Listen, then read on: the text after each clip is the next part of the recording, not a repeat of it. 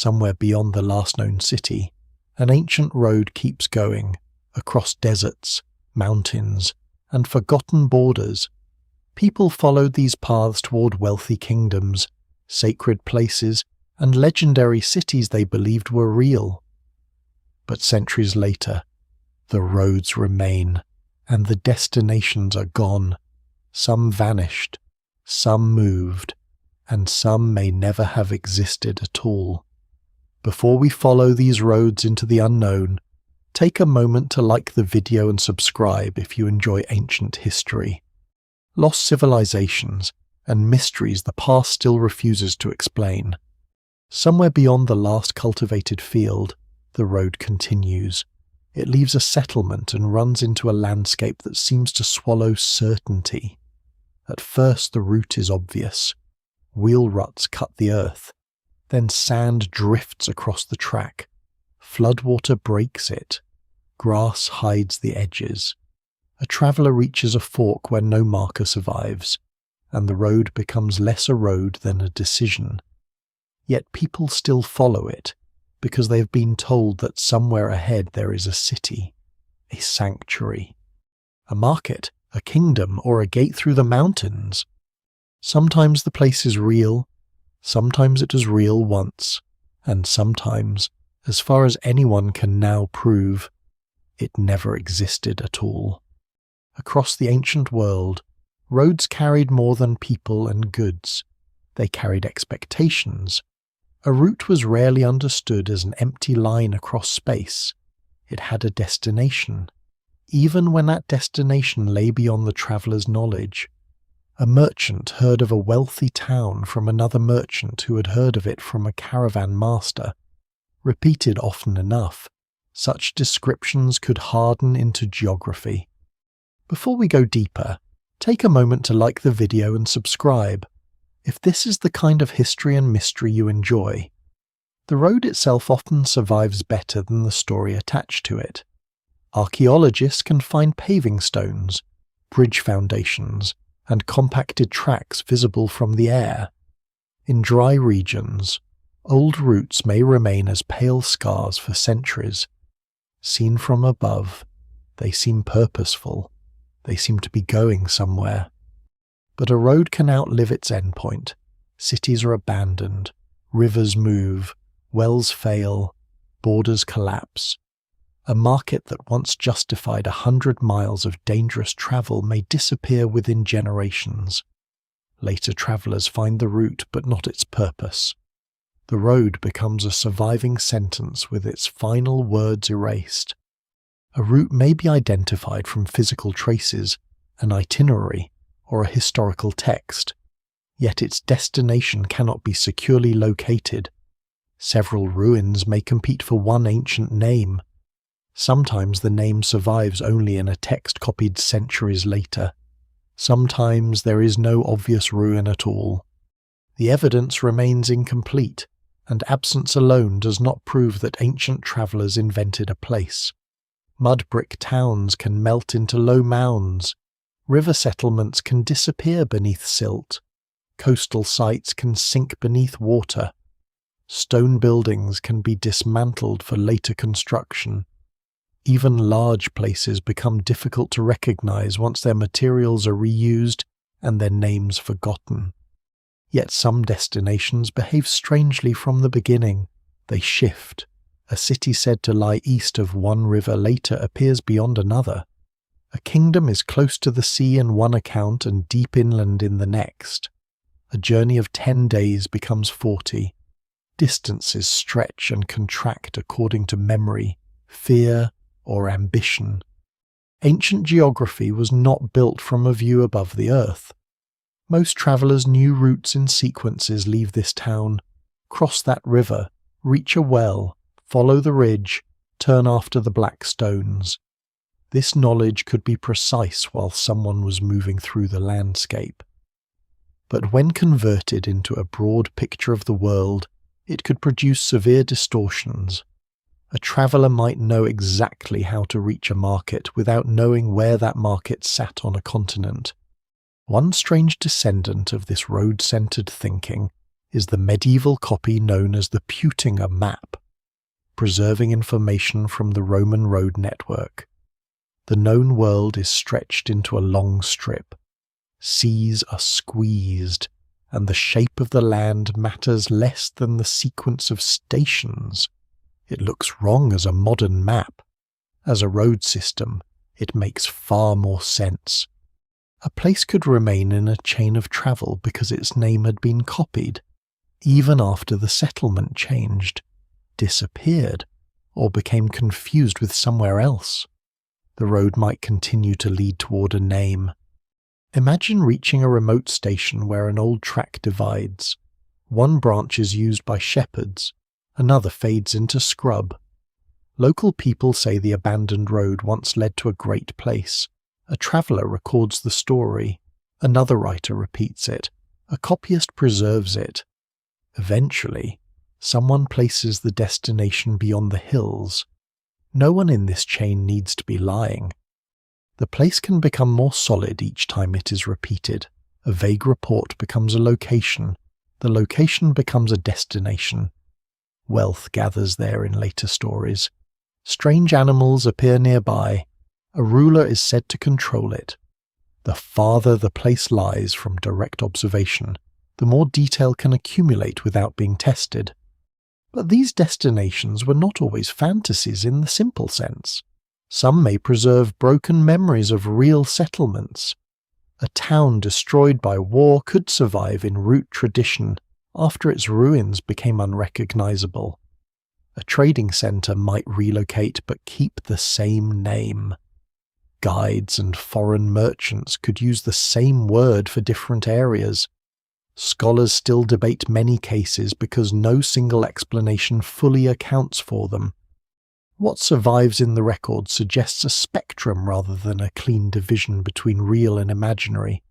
There are known cities, places of legend, and between them a larger territory of genuine places described badly, vanished settlements remembered imperfectly, names attached to the wrong ruins, and destinations accepted because people repeated them for too long. The roads themselves encouraged belief. A path underfoot feels like evidence. If generations have travelled in one direction, it is natural to assume there was a reason. Even today, an abandoned road invites speculation about what once stood at its end. In the ancient world, the existence of a route could make a distant story feel almost tangible. And sometimes people kept going. They crossed rivers, deserts, mountain passes, and political frontiers, searching for destinations that shifted as they approached. They carried gifts for courts they could not find, religious hopes tied to uncertain landscapes, and commercial ambitions based on reports enriched by every retelling. Behind them, the road remained, recording movement, but not the accuracy of the belief that caused it. That is the first clue in the mystery. The road is real. The journey is real. The danger, exhaustion, expense, and hope are real. Only the destination is uncertain. Once people imagine the wider world through chains of roads, stopping places, rumours, and repeated names, a place does not need to be seen by many travellers to become part of geography. It only needs to be placed convincingly at the far end of a route. From there, stories can begin building the landscape. Long before anyone tries to draw the world on parchment, paths already teach people how to imagine distance. A road is not simply an open strip of ground. It is memory pressed into the landscape by repetition. Feet, hooves, sledges, and wheels follow the same corridors because water lies there, because a pass cuts through the hills, because the ground stays firm after rain, or because generations have learned that another community waits beyond the horizon. Over time, the path becomes more than a route of convenience. It becomes an expectation. Somewhere ahead, there must be a reason for the journey. This is one of the oldest habits in human movement. Even before formal states build monumental highways, communities depend on networks of familiar trails. Hunters move between seasonal grounds. Pastoral groups guide animals toward water and grazing. Farmers travel to neighboring settlements to exchange grain, stone, salt, tools, and marriage partners. The routes are often invisible to outsiders. A traveller unfamiliar with the country may see only open scrub. Yet local people recognise a sequence of landmarks as clear as a marked road. A bent tree, a pale ridge, a spring hidden behind reeds. A notch between two dark hills, these form a geography remembered in motion. When settlements grow and exchange expands, these moving memories begin to connect larger regions. Trade adds urgency to the road. Salt must reach communities far from natural deposits. Metals move from mines to workshops. Obsidian, prized for its sharp edges, can travel astonishing distances from volcanic sources. Shells appear deep inland. Amber moves south. Spices, textiles, timber, wine, grain, and precious stones enter chains of exchange so long that the final buyer may know almost nothing about the place where an object began its journey. That distance creates space for imagination. A merchant does not need to travel from one end of a trading network to the other. Goods often change hands repeatedly. Each transfer carries information with it, but information behaves differently from copper or grain. A sack of grain becomes smaller as it is consumed. A story may become larger every time it passes to a new listener. A remote production centre can become a city of extraordinary wealth. A dangerous frontier becomes nearly impassable. A ruler with regional influence becomes master of an enormous kingdom. The road encourages this inflation because it creates continuity. A trader knows that caravans arrive from the east. Those caravans met other traders farther east. Beyond them are more routes, more settlements, and more people. The chain is real, so the distant endpoint described by rumour feels plausible. The road itself appears to support the story. This becomes especially powerful when roads acquire political meaning. Early kingdoms and empires understand that controlling routes means controlling movement, taxation, communication, and armies. Roads are repaired, guarded, widened, bridged, and sometimes measured. Stations appear along them. Officials carry messages. Troops can be sent rapidly toward a troubled frontier. Royal power becomes physically visible in the ability to move across land. The Persian Royal Road is one famous example, though it was part of a wider imperial network rather than a single isolated highway. Routes connected administrative centres across the Achaemenid Empire, and organised relay systems allowed official communications to travel with remarkable efficiency for the ancient world. The road did not merely connect places, it told travellers that distant places belonged to the same political system. Rome later develops road networks on an even more famous scale. Roman roads are often imagined as ruler-straight paved highways, but the reality is more varied. Some routes are heavily engineered, others are improved versions of older paths. Their importance lies not in a single design, but in the enormous web they create. Milestones, bridges, mansions, and changing stations turn travel into a sequence of known points. Once again, geography becomes a chain. A traveller may not carry a map resembling a modern atlas. Instead, an itinerary can list stations and distances, reach one place, then the next, then the next. This system is practical. It also creates a powerful mental model. Every meaningful route consists of named stops, and every road should eventually arrive at some destination. The problem begins when knowledge weakens at the edges. Near a political centre, roads can be measured and destinations confirmed. Farther away, reports become less secure. A military officer may describe a route only as far as a frontier fort. Beyond it, information comes from guides, merchants, captives, or neighbouring peoples. One person has travelled 3 days farther, another knows of a river, someone else has heard of a city beyond the mountains. The sequence continues even when direct knowledge does not. Pilgrimage strengthens the same pattern in a different way. Sacred travel depends on destinations invested with meaning, a shrine, tomb, holy city, or sacred landscape gives the road a purpose beyond commerce. The journey itself may become spiritually important, but the place at the end remains essential.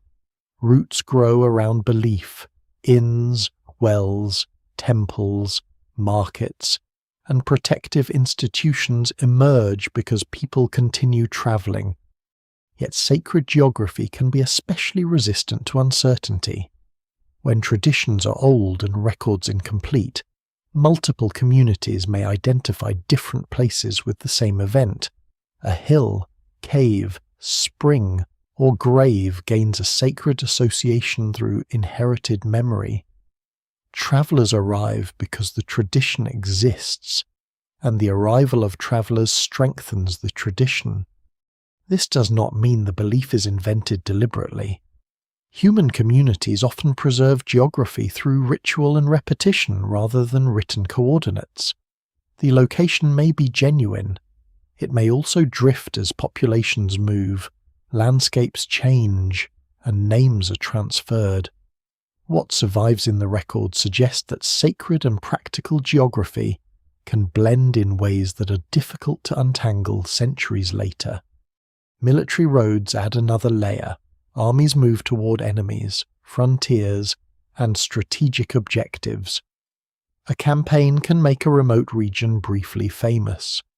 Soldiers return with descriptions of distant rivers, cities, and peoples. Later generations remember the names but not always the exact locations. The army itself changes the road. A temporary supply route becomes a known corridor. Forts appear. Settlements grow around military stations. Then the political situation changes. The frontier moves. The fort is abandoned. The settlements shrink. Yet the route remains visible. Centuries later, travellers may still follow it. This is where paths become promises. A road that has carried merchants, pilgrims, messengers, or armies acquires authority through age. People trust it because others trusted it before them. Old roads are rarely treated as random. Their existence suggests intention. An intention suggests a destination. Sometimes that logic is correct.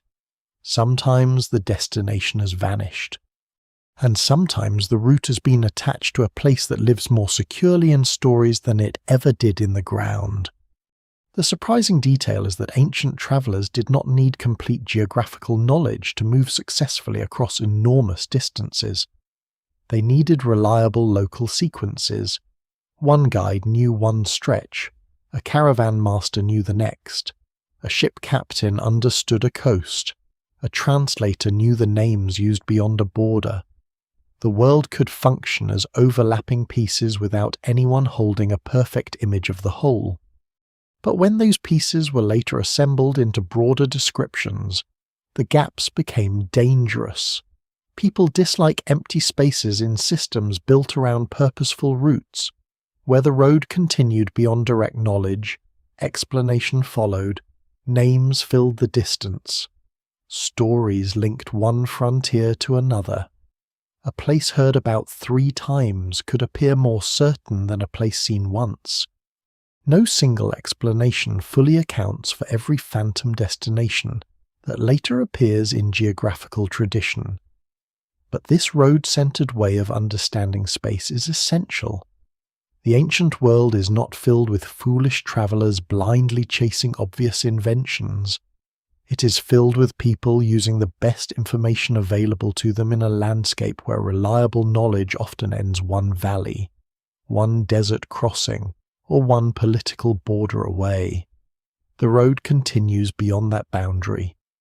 And because the road continues, people assume the world described at its far end must continue too. Information rarely arrives alone. It comes attached to the person carrying it, to the distance already crossed, to the language in which it was heard, and to the expectations of whoever listens. In the ancient world, where most geographical knowledge moves through people rather than instruments, this matters enormously. A merchant returns from months away and describes a broad river beyond a chain of dry hills.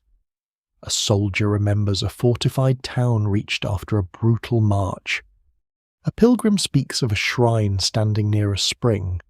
None of these accounts is necessarily false, yet when their fragments are repeated together, a landscape begins to form that no single traveller may ever have seen. This is how distant geography often grows not from a complete survey, but from stitched testimony. A caravan master knows that after leaving one oasis, the route crosses stony ground for several days before reaching another source of water. He may know little about the surrounding region because his concern is survival, not cartography. The desert between stations is something to endure. Another trader approaches the same oasis from a different direction and describes mountains beyond it.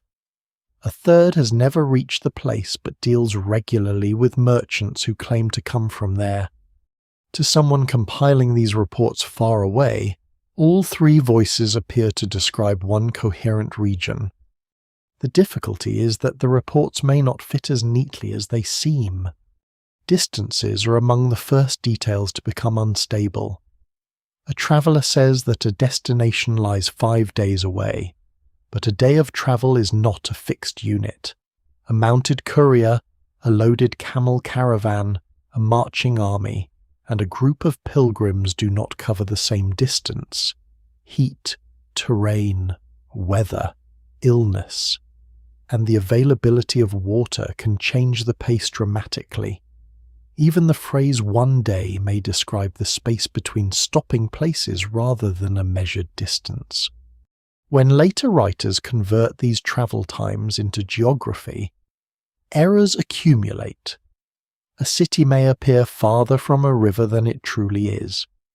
2 stations may be mistaken for separate towns when they are names for different parts of the same settlement. A seasonal route may be confused with a permanent road. The evidence remains incomplete because ancient descriptions often preserve the journey more clearly than the landscape around it. Language adds another layer of uncertainty. Place names rarely pass unchanged across many cultural boundaries. A name spoken in one language is heard by someone using another sound system, then written in a third script. Consonants shift, vowels disappear or are added. A local descriptive term may be mistaken for a proper name. The name of a people can become the name of their territory, and the name of a territory can later be applied to a city. Even simple misunderstandings can travel surprisingly far. A guide might refer to the upper town, meaning the elevated quarter of a settlement. A foreign traveller records the phrase as though it were the city's name. Another writer, unfamiliar with the original language, repeats it. Generations later, scholars search for a lost place whose supposed name was never actually used by the people who lived there. This is difficult to prove in individual cases, but the broader process is well known. Ancient texts preserve names in forms that sometimes vary dramatically from one author to another. Scholars still debate which names correspond to which archaeological sites, especially in regions where inscriptions are scarce or settlement patterns changed repeatedly. Political borders complicate matters further. Travellers often depend on officials, guards, interpreters, and local rulers to move through unfamiliar territory. These people do not necessarily describe geography neutrally. A ruler may exaggerate the size of his domain, An intermediary may describe a distant city as part of a kingdom, because that is politically convenient. A frontier official may repeat rumors about enemies beyond the border. The traveler records what can be learned. In imperial capitals, these fragments acquire new importance. Courts want information about distant peoples, resources, threats, and trade opportunities. A report about rich mines can influence policy. News of a powerful kingdom can inspire diplomacy. A story about an impassable desert may discourage military expansion. Geography becomes entangled with strategy. This is one reason some distant places grow more elaborate in the record as time passes. Each retelling answers new questions. How rich is the city who rules it? What goods can be found there? How large is its army? Where does its river flow? Details are added because listeners need a more complete picture. A blank space is rarely useful to an administrator, merchant, or historian. Travelers' stories therefore become frameworks. Later information is attached to earlier descriptions even when the fit is uncertain. If one respected writer has already placed a famous people beyond a mountain range, a later report may be interpreted through that model. A newly heard city name is positioned nearby. A river is made to connect with a known river system. Contradictions are sometimes smoothed over rather than preserved. The strange result is that geography can become more confident while becoming less accurate. This does not happen because ancient writers lack intelligence. Many are careful, skeptical, and fully aware that travelers exaggerate. Some explicitly distinguish between what they have seen and what they have heard. But skepticism has limits when no better source exists. If 3 independent reports appear to describe the same place, the information gains credibility. The problem is that the reports may not be independent. One merchant tells a story in a port. A sailor repeats it months later in another city. A traveller hears the sailor and carries the account inland. A writer encounters both the original merchant's version and the traveller's version and assumes they are separate testimony. The same rumour now appears to have 2 sources. This phenomenon is difficult to trace in ancient records because the chains of transmission are usually invisible. What survives in the record suggests that information often circulated widely before being written down. By the time a story reaches a historian or geographer, its origin may already be impossible to recover. Certain details are especially attractive because they make distant places memorable. Extraordinary wealth is one, unusual customs are another. Remote cities are frequently described through the goods associated with them: gold, incense, precious stones, rare animals, fine textiles, or spices. These products may genuinely pass through the region without originating there, but trade can make a distribution center seem like the source of everything it handles. A city receiving ivory from one direction and gold from another may eventually be described as a land rich in both. A market where merchants from many regions gather can be mistaken for the center of a vast and powerful state. Later travelers search for the legendary wealth attached to the name and fail to find it, not because the market was imaginary, but because the story transformed its role. Fear distorts geography just as easily as wealth. Dangerous routes become longer in memory.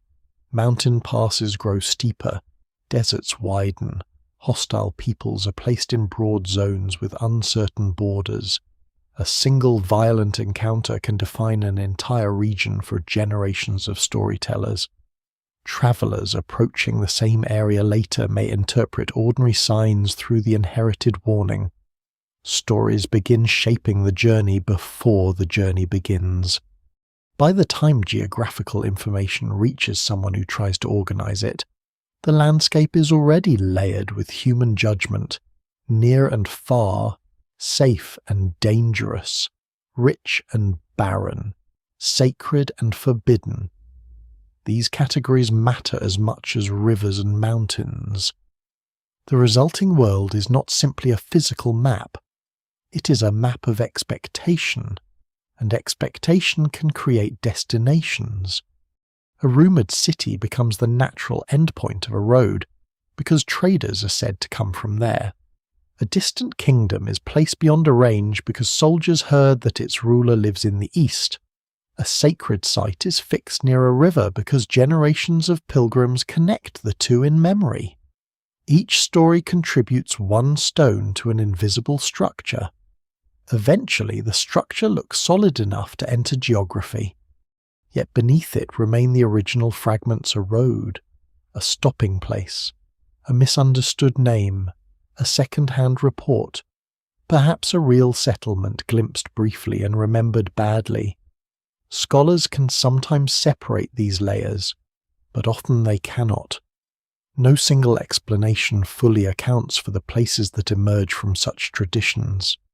What can be seen clearly is the process. People move, they speak, others listen. The road carries the traveller, and the traveller carries a version of the world. Far from the place itself, those versions begin to join together, and in the empty spaces between them, geography quietly learns how to invent. Once scattered journeys are gathered into a single picture, uncertainty changes shape. A rumour told beside a caravan fire is obviously a rumour. A place drawn beside a river on a map looks far more certain. The ink does not tremble. The mountain line does not admit doubt. A name occupies space, and once it occupies space, later readers begin to treat it as geography. For ancient and medieval mapmakers, the empty parts of the world created a difficult problem. Knowledge arrived unevenly. Coastlines might be described by sailors who had visited them repeatedly, while the interior beyond those coasts remained almost unknown. Great rivers were recorded near cities and crossings, but became uncertain near their sources. Roads were known as sequences of stations, yet the territory between those stations might be understood only in the broadest terms. A compiler attempting to represent all of this faced a choice: preserve the gaps, or connect the fragments into something that looked like a world. Often the fragments were connected. The process begins long before the large decorated maps of medieval Europe. Greek geographers already struggle with conflicting travel reports, inherited traditions, and incomplete measurements. They try to organize the inhabited world according to coastlines, distances, climates, rivers, and peoples. Some approach the task critically. Eratosthenes, working in the 3rd century BCE, famously estimates the circumference of the Earth with remarkable success. Later, figures such as Strabo compare earlier authorities and question reports they consider implausible.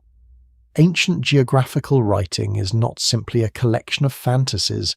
It contains skepticism, calculation, and serious attempts to distinguish observation from hearsay. But even the most careful geographer can only work with available information. Claudius Ptolemy, writing in the 2nd century CE, creates a geographical system that profoundly influences later mapping traditions. His work assigns coordinates to thousands of places and presents a method for projecting the spherical world onto a flat surface. It is an extraordinary intellectual achievement. Yet precision of method does not guarantee precision of data. If a place name enters the system with an incorrect distance or location, coordinates can make the error appear scientific. A phantom place becomes particularly durable when it receives numbers. The danger is subtle. Ptolemy and other compilers are not necessarily inventing destinations from nothing. They inherit reports from travellers, military surveys, merchants, older maps, and texts now lost. Some information is excellent, some is distorted. The compiler may have no reliable way to tell which is which. A road station known only through an itinerary can become a town. A tribal territory can be represented as a specific place. Similar names may be duplicated because two sources appear to describe separate locations. Once copied, the mistake develops a history. Later mapmakers rarely begin with an empty surface and rebuild the world entirely from first-hand observation. They inherit earlier authorities. A respected ancient name carries weight. Removing it requires confidence that the old source was wrong, and such confidence is difficult when the relevant landscape lies thousands of miles away. It can seem safer to preserve a doubtful place than to erase a potentially real one. This produces a strange conservatism in geography. Mountains survive on maps after travellers fail to find them. Rivers continue through regions where their courses are unknown. Cities remain attached to roads because old lists say they should be there. The evidence remains incomplete, so absence is interpreted cautiously. There is also a practical reason to fill gaps. Maps are not always designed merely to record physical reality. They can organize history, religion, politics, and human difference. A map may show where important peoples are believed to live, where sacred events occurred, or how the known world fits within a larger moral order. In such a system, an uncertain place may remain because its meaning is more important than its measurable position. Medieval mappe mundi demonstrate this clearly. These maps are often judged unfairly when compared with modern road atlases. Their creators are not always trying to provide a sailor with exact navigation. They arrange biblical history, classical learning, legendary peoples, cities, rivers, and continents into a visual image of creation. Jerusalem may occupy a central position. Paradise may appear at the world's edge. Creatures and distant populations described by earlier authors can be placed in remote regions. To a modern viewer, the extraordinary beings on such maps may seem like decoration or superstition, yet their presence reveals how inherited textual authority becomes geographical. If respected writers described a people with unusual bodies or customs, a mapmaker might assign them a place. The same mechanism works for cities and kingdoms. A written tradition needs somewhere to stand. Roads give these distant places structure. A location does not float completely alone if it can be connected to a known route, a river, a chain of mountains, or a sequence of other names. The mapmaker can use familiar geography as scaffolding. Beyond a known city lies another, beyond that, a desert. Beyond the desert, perhaps a kingdom mentioned in an old text. The farther the map moves from areas of repeated travel, the more inherited authority can replace direct confirmation. This is not uniquely European.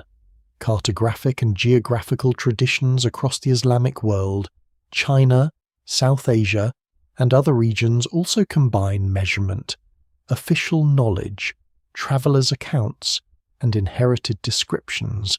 Islamic geographers, benefiting from extensive commercial and political networks, produce detailed accounts of routes and regions, but they too confront uncertain information at the limits of those networks. Chinese maps and geographical texts can be highly precise within administrative territories, while becoming less secure when describing distant lands known through intermediaries. Every tradition has edges, and at the edges, reports begin to blur. One lesser-known complication is that copying a map can create geography accidentally. A name placed beside a river may shift slightly in a later copy. The new position suggests a different relationship to the landscape. A decorative symbol might be misunderstood as a settlement marker. A damaged manuscript leaves a gap that a copyist resolves according to expectation.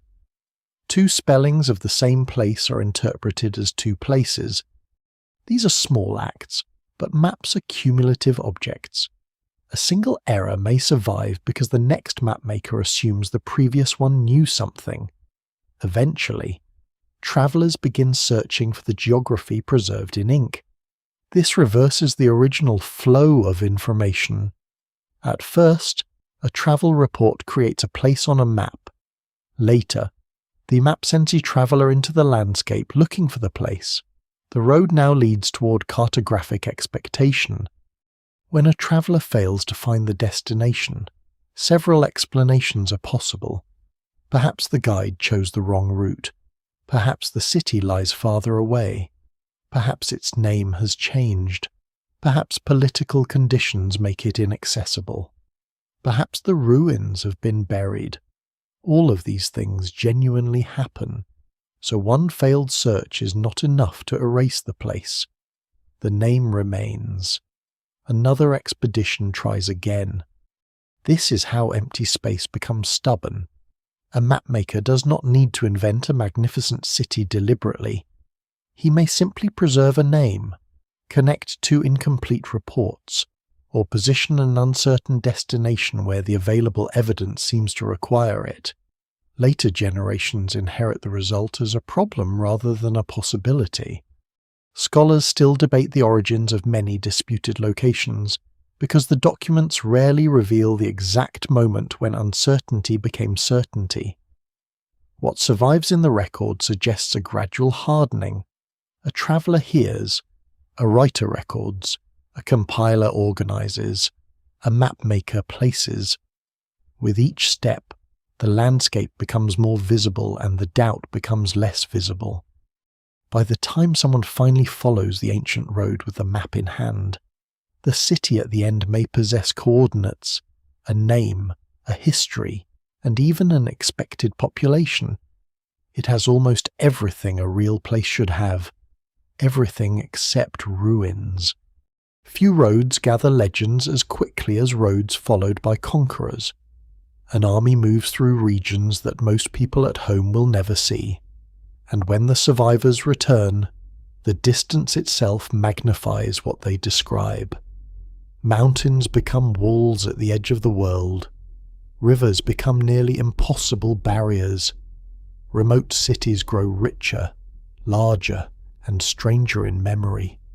No ancient campaign demonstrates this transformation more powerfully than the eastern march of Alexander the Great. When Alexander crosses from Macedon into the Persian Empire in 334 BCE, he enters a landscape already tied together by older imperial routes.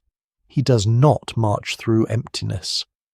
The Achaemenid Empire has spent generations governing enormous territories through administrative centres, royal roads, local routes, and systems of communication.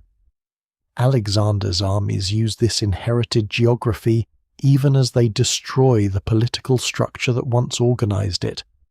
At first, the names along the campaign belong to a recognisable world of famous cities and known regions: Sardis, Tyre, Egypt, Babylon, Susa, Persepolis.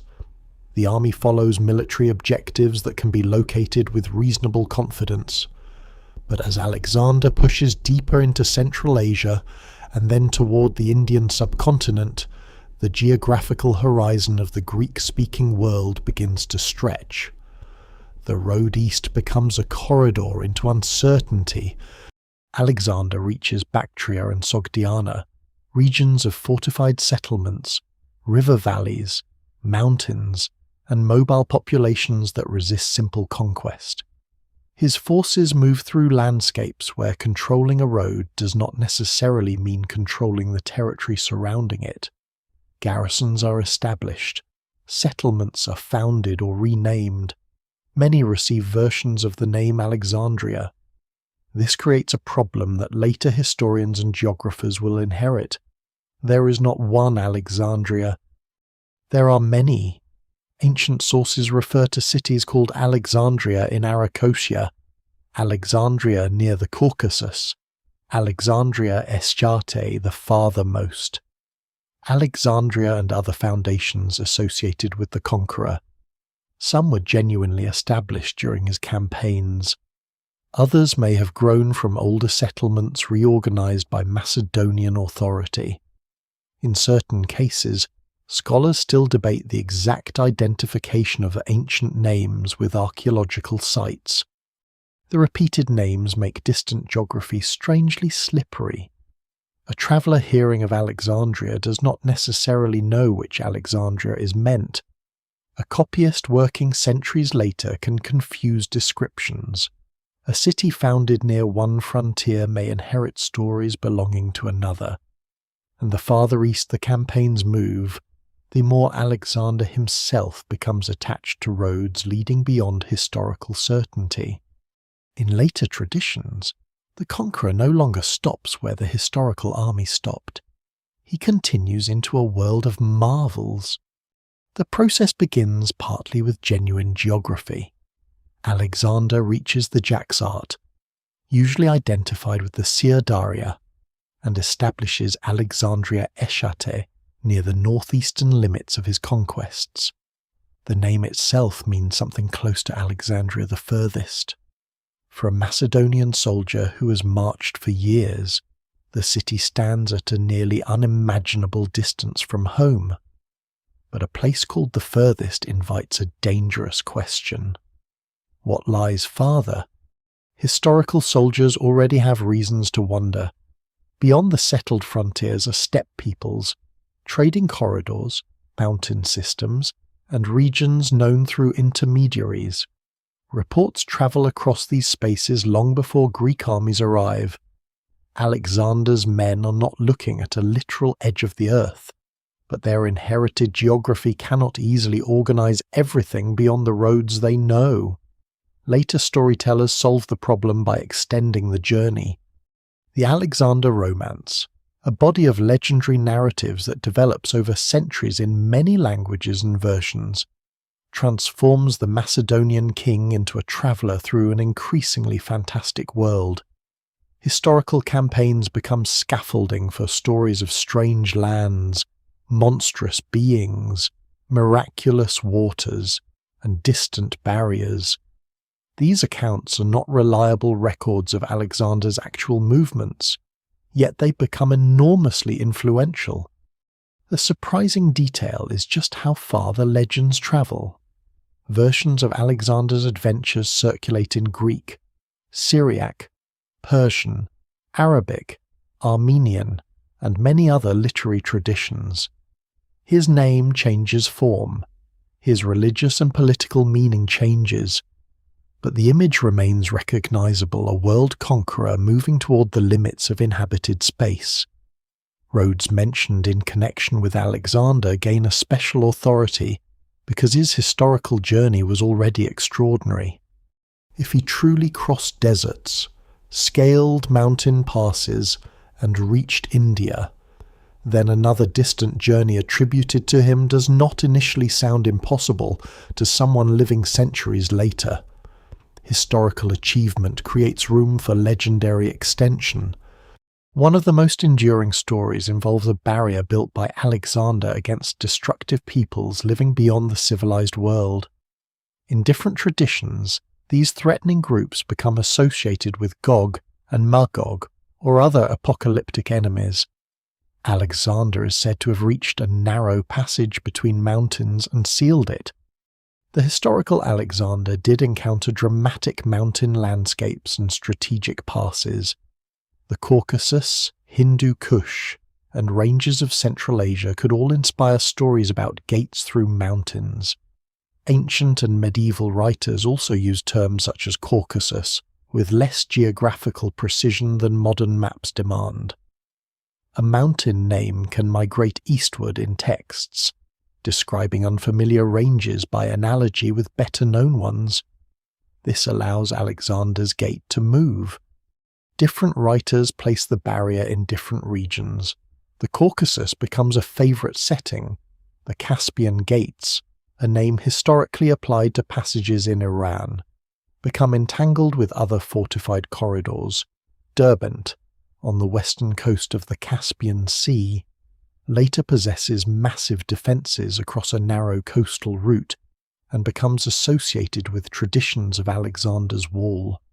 Although the surviving fortifications are largely linked to the Sasanian period, centuries after Alexander, The physical road is real.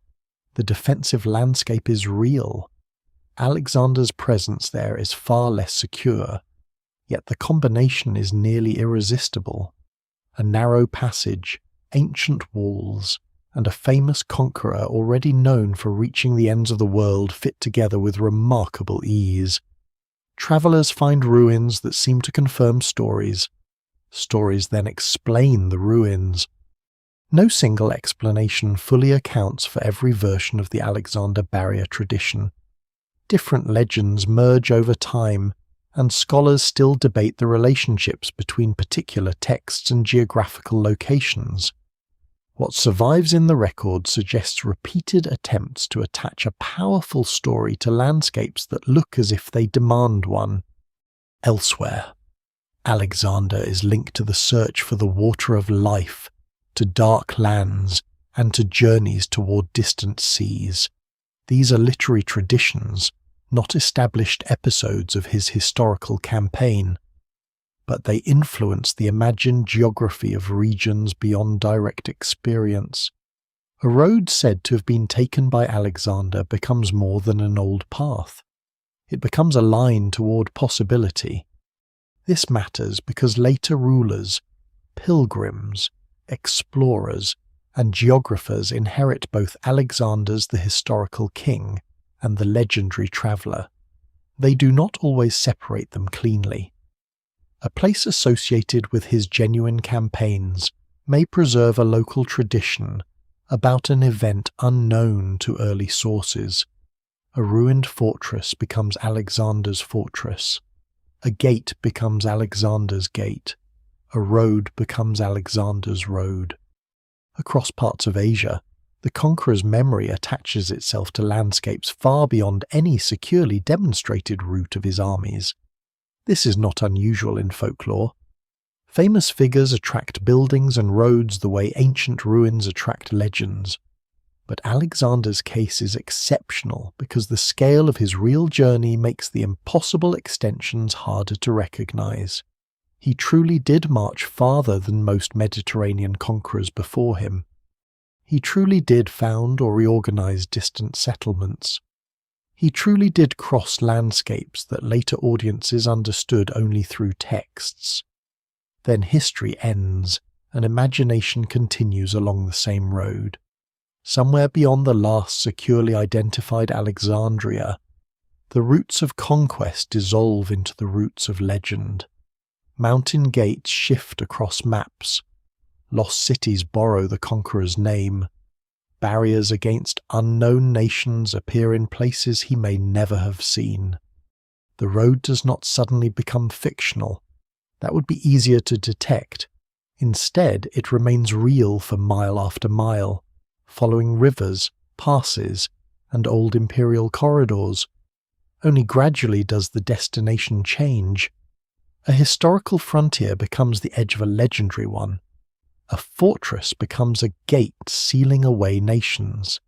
A distant road begins leading toward a place preserved not by archaeology, but by the enormous shadow of a man whose real achievements already seemed almost impossible.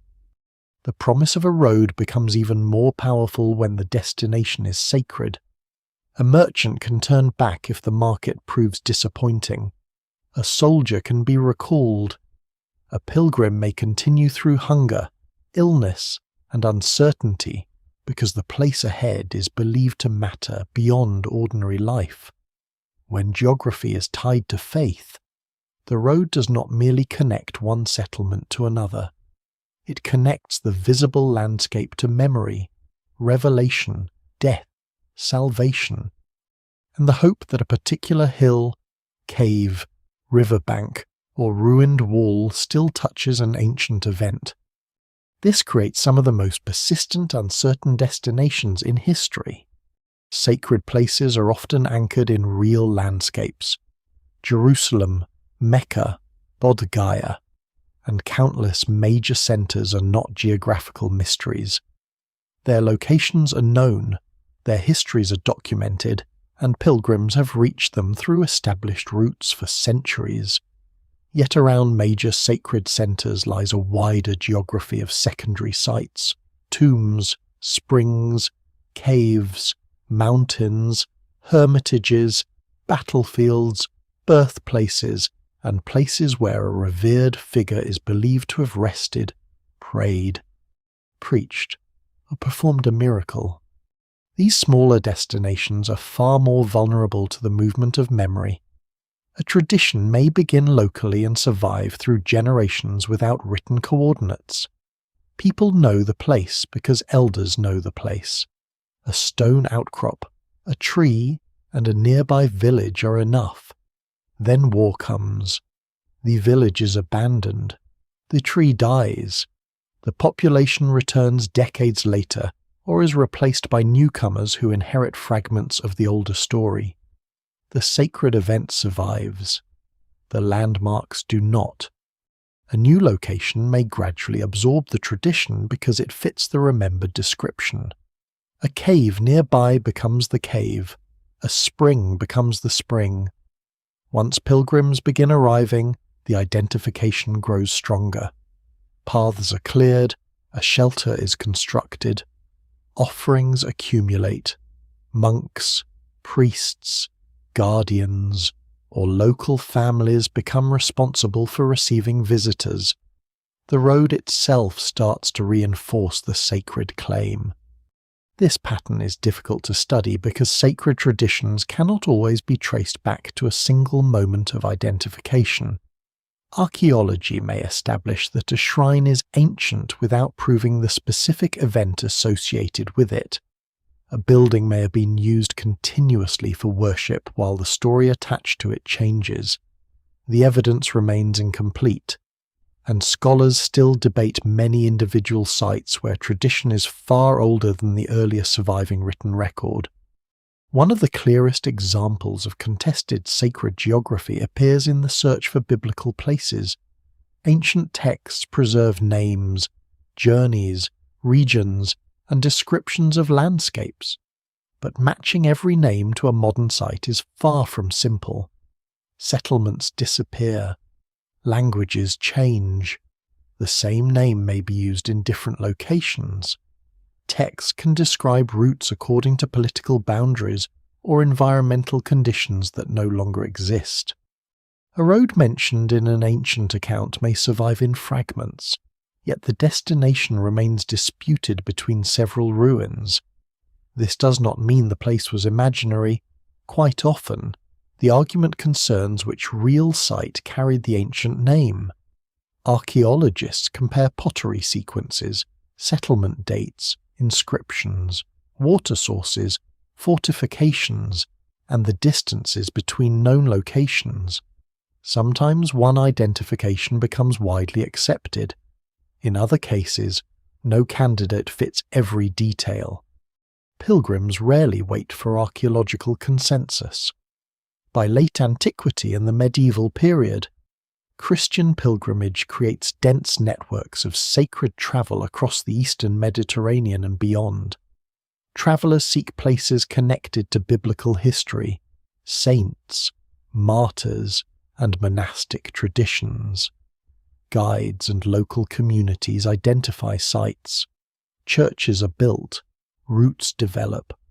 Some locations are supported by long and relatively strong traditions. Others appear in surviving accounts only after centuries have passed since the event they commemorate. The gap matters, but it does not provide an easy answer. Oral memory can preserve places for remarkable lengths of time, especially when communities remain connected to the landscape. But traditions can also migrate. A sacred association may move when access to an older site becomes dangerous.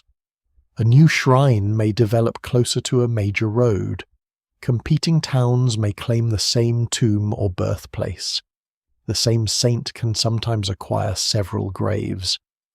To a modern observer, this can seem absurd, yet the duplication often reveals how sacred geography actually works. A tomb is not always treated merely as forensic evidence of where a body lies. It may be a center of devotion, a place where a community understands itself to be linked with a holy figure. Different traditions can develop independently. each gathering local memory and ritual around a physical site. Over centuries, roads carry these traditions outward. Pilgrims describe what they have seen. Their accounts influence later travellers. A monastery mentioned in a respected itinerary becomes a destination in its own right. If its precise location later becomes uncertain, another site may be identified according to the surviving description. Islamic pilgrimage and sacred travel develop their own extensive route traditions.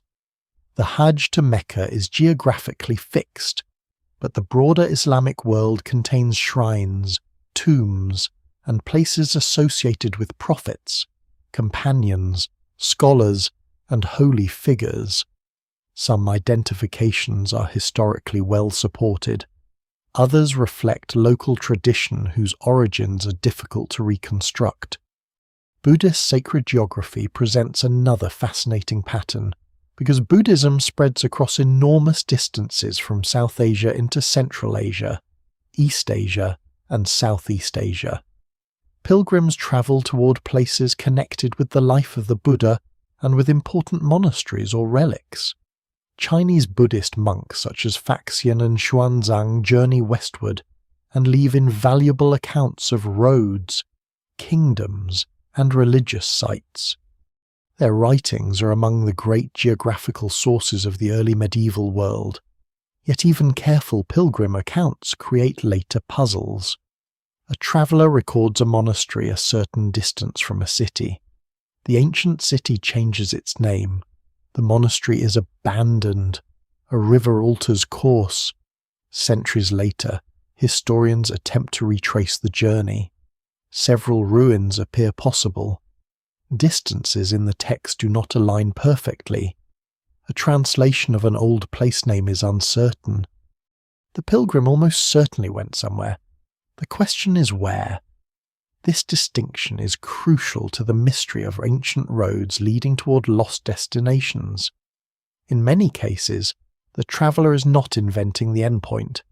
He may have stood in a real monastery, prayed in a real shrine, or rested in a genuine city. The place later disappears so completely that the route survives only as a chain of words. Sacred geography can also pull landscapes closer together in memory. Places connected by theology may be imagined as geographically related, even when they are distant. A mountain is called another Sinai. A river becomes another Jordan. A local holy landscape reproduces the structure of a more famous sacred region. Names travel with belief. Once transferred, they can confuse later readers who assume every sacred name refers to the original location. There is a quieter, more human reason why disputed sites endure. Pilgrims often need physical arrival. Faith may concern the invisible, but pilgrimage is intensely material. Feet hurt. Dust clings to clothing. Water tastes different from one region to another. The road climbs. The body experiences distance. At the end of such a journey, a stone, a grave, or a cave gives the journey a point of contact. Uncertainty does not always weaken that contact. Sometimes it is pushed aside. What survives in the record suggests that communities often preserve sacred places because people continue using them, not because each generation independently verifies their origins. Repetition becomes a form of continuity. The road is walked because it was walked before. The site is honoured because others honoured it, and occasionally, centuries later, historians discover that the road may have been leading to the wrong hill, or perhaps the correct hill no longer has a name. Perhaps the sacred destination lies beneath a modern town, beneath river sediment, or somewhere beyond a border where excavation is impossible. No single explanation fully accounts for the many disputed shrines and vanished pilgrimage sites scattered across old travel traditions. But the pattern is unmistakable. A road can survive on faith long after geography becomes uncertain. Pilgrims continue toward the place described by inherited memory. Their movement strengthens the route. The strengthened route makes the destination appear older and more certain. Buildings rise, stories settle into the landscape, then centuries pass. And when the original evidence finally disappears, the road remains, carrying generation after generation toward a sacred point that may have shifted only a few miles from the truth, or far beyond it. Beyond the pilgrimage roads and imperial highways, another kind of route crosses the ancient world with quieter persistence. It moves through places where almost nothing seems able to survive. Across deserts, salt plains, gravel fields, and exposed plateaus, caravans follow lines that may be invisible to anyone who does not know where the next water lies. These roads do not need paving stones. Their architecture is a chain of wells. Break that chain, and the road begins to die. For much of history, desert trade depends on precise knowledge. A caravan cannot wander casually in search of a destination. Animals need water. Load slow movement. Sandstorms erase tracks. Heat changes the distance a group can safely cover. Experienced guides know the routes through landmarks that may seem insignificant: a dark ridge, a patch of harder ground, a cluster of palms, the direction of prevailing wind against a dune.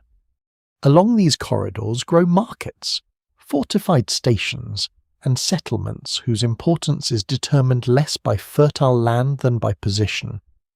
A place may exist because two routes cross there. It may become wealthy because a spring allows caravans to stop. Merchants exchange goods, animals rest, news circulates, taxes are collected. Then the water changes. A well collapses, a spring becomes brackish. Political protection disappears. A safer route opens elsewhere. Caravan traffic shifts by 50 miles. And a settlement built around movement begins to shrink. Desert cities can disappear with unsettling speed. Their ruins may remain, but the stories carried by merchants often outlive the commercial conditions that created them. A town remembered as a place of crowded markets and valuable goods may still be described that way generations after its decline. Travelers arrive expecting walls and warehouses. They find abandoned structures, a handful of inhabitants, or nothing obvious at all. The city becomes a ghost before it becomes a legend. Arabian traditions preserve some of the world's most famous stories of lost desert settlements. Among them is Iram, associated in Islamic tradition with the people of Ad, and later transformed in popular imagination into an extraordinary vanished city, sometimes called Iram of the Pillars. The precise relationship between scriptural tradition, later literature, and physical geography remains debated. Attempts to identify Iram with specific archaeological sites have produced intense public fascination, but no single identification is accepted as a simple resolution of every tradition attached to the name. That uncertainty has not weakened the story, it has strengthened it. The desert seems designed to preserve the possibility of missing cities. Dunes move, settlements can be buried, routes vanish from ordinary use, vast regions remain difficult to survey closely. A traveller looking across an empty horizon can easily imagine walls below the sand. Occasionally, archaeology proves that important places really were overlooked. The settlement of Ubar is a useful example of how modern language can blur archaeology and legend. In the late 20th century, remote sensing and archaeological work drew attention to Shissa in Oman, a site connected with ancient regional trade routes. Popular reports sometimes described it dramatically as the discovery of a lost city, or even as the Atlantis of the sands.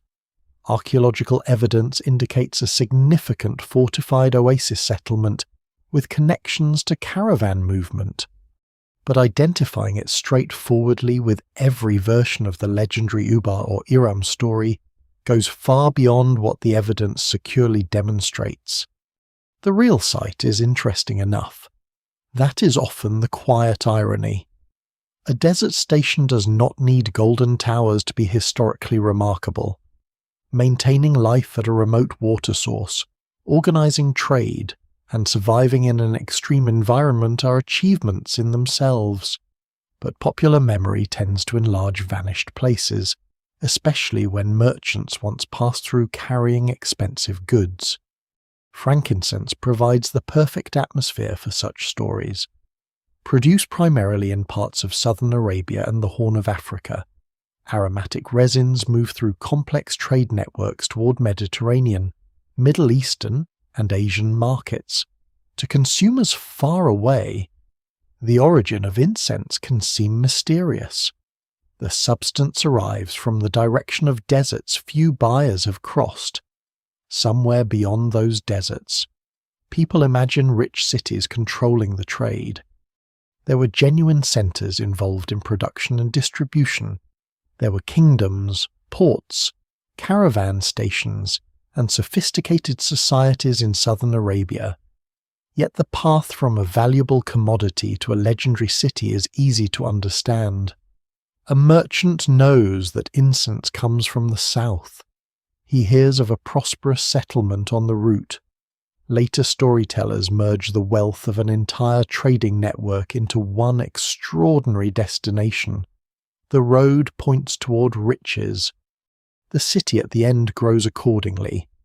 Similar processes occur across the Sahara. Trans-Saharan trade eventually connects North Africa with powerful states and commercial centers south of the desert. Gold becomes particularly important in outside perceptions of the region. Traders and geographers hear of wealthy rulers and markets beyond enormous stretches of arid land. Some accounts are rooted in genuine prosperity. Medieval West African states possess complex political systems and participate in major trade networks. Cities such as Timbuktu later become famous well beyond the region. But distance creates distortions. To Europeans who know West Africa mostly through second-hand information, names can become attached to broad expectations of gold. A city may be imagined as vastly wealthier than it is. A kingdom's name may shift on maps. Routes toward one market become routes toward a legendary source of riches. The caravan road again seems to guarantee that something extraordinary waits beyond the last known station. Even within better documented networks, settlements vanish from use. The Sahara contains abandoned towns, ruined fortifications, and former caravan centers. Environmental changes matter, but so do politics and technology. When ships carry goods more efficiently along coasts, overland routes may lose importance. When empires collapse, security disappears. When a rival town gains control of a better well, traffic changes direction. A road can be abandoned without the desert changing at all. Later travellers find fragments. A line of pottery near an old water source, low walls almost hidden by sand, animal bones, the remains of storage rooms. These clues may indicate a modest station, but oral tradition describes a city. Archaeologists then confront a difficult question: is the legend an exaggerated memory of the site, or does the story refer to another settlement still undiscovered? Scholars still debate such questions because scale is especially hard to reconstruct when erosion, stone robbing, and later occupation have disturbed remains. A place can seem smaller archaeologically than it was during its peak. At the same time, human memory routinely magnifies lost wealth. No single explanation fully accounts for every phantom caravan city. Some were probably real places whose names changed. Some were ordinary trading stations enlarged by story. Some may combine memories of several settlements.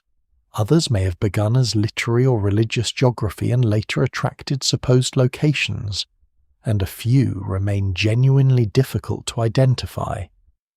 The most important surviving evidence is often not a city wall but the road network around it. Modern satellite imagery has revealed ancient tracks converging on former wells and settlements.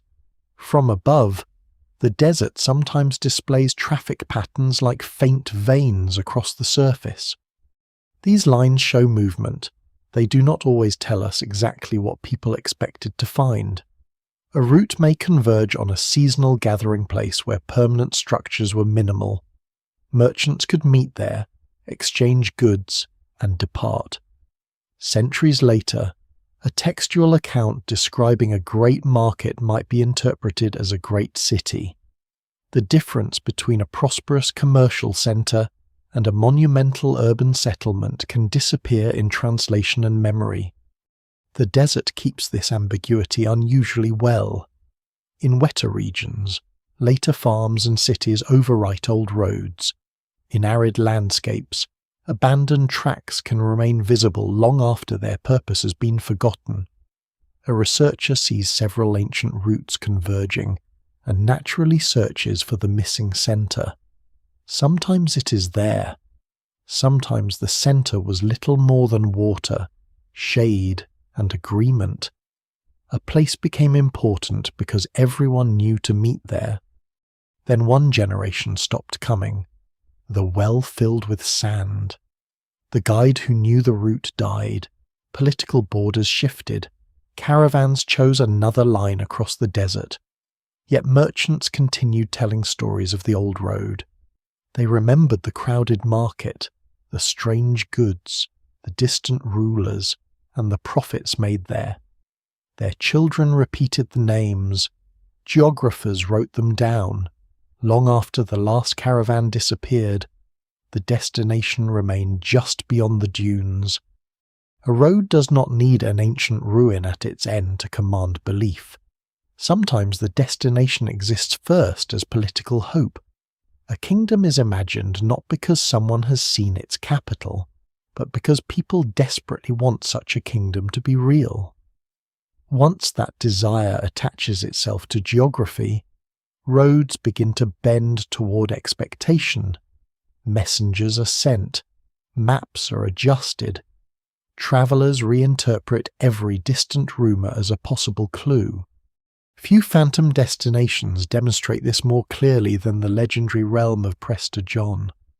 The story emerges in medieval Europe during a period when Christian powers are intensely aware of hostile territories and distant worlds they understand imperfectly. News travels slowly from Asia, reports about wars, nomadic empires, Eastern Christian communities, and powerful rulers pass through many languages before reaching European courts. Somewhere within this confusion, a remarkable idea takes shape beyond the Islamic powers, lies a vast Christian kingdom ruled by a priest-king. The ruler becomes known as Prester John. At first, his geography is uncertain. That uncertainty is not a weakness. It allows the kingdom to survive every failed search. In the 12th century, stories circulate in Europe about a Christian monarch in the East who commands enormous wealth and military power. A famous letter attributed to Prester John describes an extraordinary realm filled with wonders, riches, and strange peoples. The document is not accepted by modern historians as an authentic letter from a real Eastern ruler. It belongs to a medieval literary and political tradition, and its descriptions blend religious symbolism, geographical imagination, and inherited marvels. But medieval readers do not have the advantage of modern source criticism. The possibility of a powerful Christian ally beyond hostile territory is strategically intoxicating. The road east now appears to lead toward rescue. European rulers and church officials have strong reasons to search. The Crusader states face persistent military pressure. Knowledge of Asian politics is fragmentary. if a mighty Christian monarch truly exists beyond the lands controlled by Muslim powers, a coordinated alliance could transform the balance of power. Diplomacy begins chasing geography. Envoys travel east, carrying letters intended for rulers who might be connected with the legend. Reports from Central Asia are examined for signs of Christian populations, and there really are Christian communities far to the east. The Church of the East has spread across parts of Asia centuries earlier. Christian groups live within complex political worlds stretching through Persia, Central Asia, and even into China. This genuine history gives the legend something firm to cling to. Travellers hear of Christian nobles among distant peoples. They encounter crosses, churches, or communities using unfamiliar Christian traditions. A powerful ruler has a Christian wife. Another ruler's relatives follow a Christian faith. These details are real enough to keep hope alive, yet none proves the existence of Prester John's universal Christian empire. The Mongol expansions of the 13th century deepen the confusion. News of massive armies arriving from the east shocks Europe. At first, some Europeans attempt to fit the new powers into older expectations. Could these warriors be connected with Prester John? Could they be allies? Reports vary wildly because the political landscape of Inner Asia is changing with extraordinary speed. Western envoys, including Giovanni da Pian del Carpine and William of Rubruck, travel into Mongol territories and leave valuable descriptions. Their journeys gradually improve European understanding of Asia. They encounter a world far more complicated than the simple legend of one hidden Christian monarch. Christian communities exist. Powerful Eastern rulers exist. The imagined kingdom does not appear. Yet Prester John refuses to disappear. The legend shifts. This ability to migrate is one of the strangest features of phantom geography. A destination anchored by strong physical evidence cannot easily move. Rome cannot simply migrate across a continent. A kingdom known mainly through letters, rumour, and expectation is much more flexible. If Prester John cannot be found in Central Asia, perhaps his realm lies elsewhere. Attention increasingly turns toward Africa.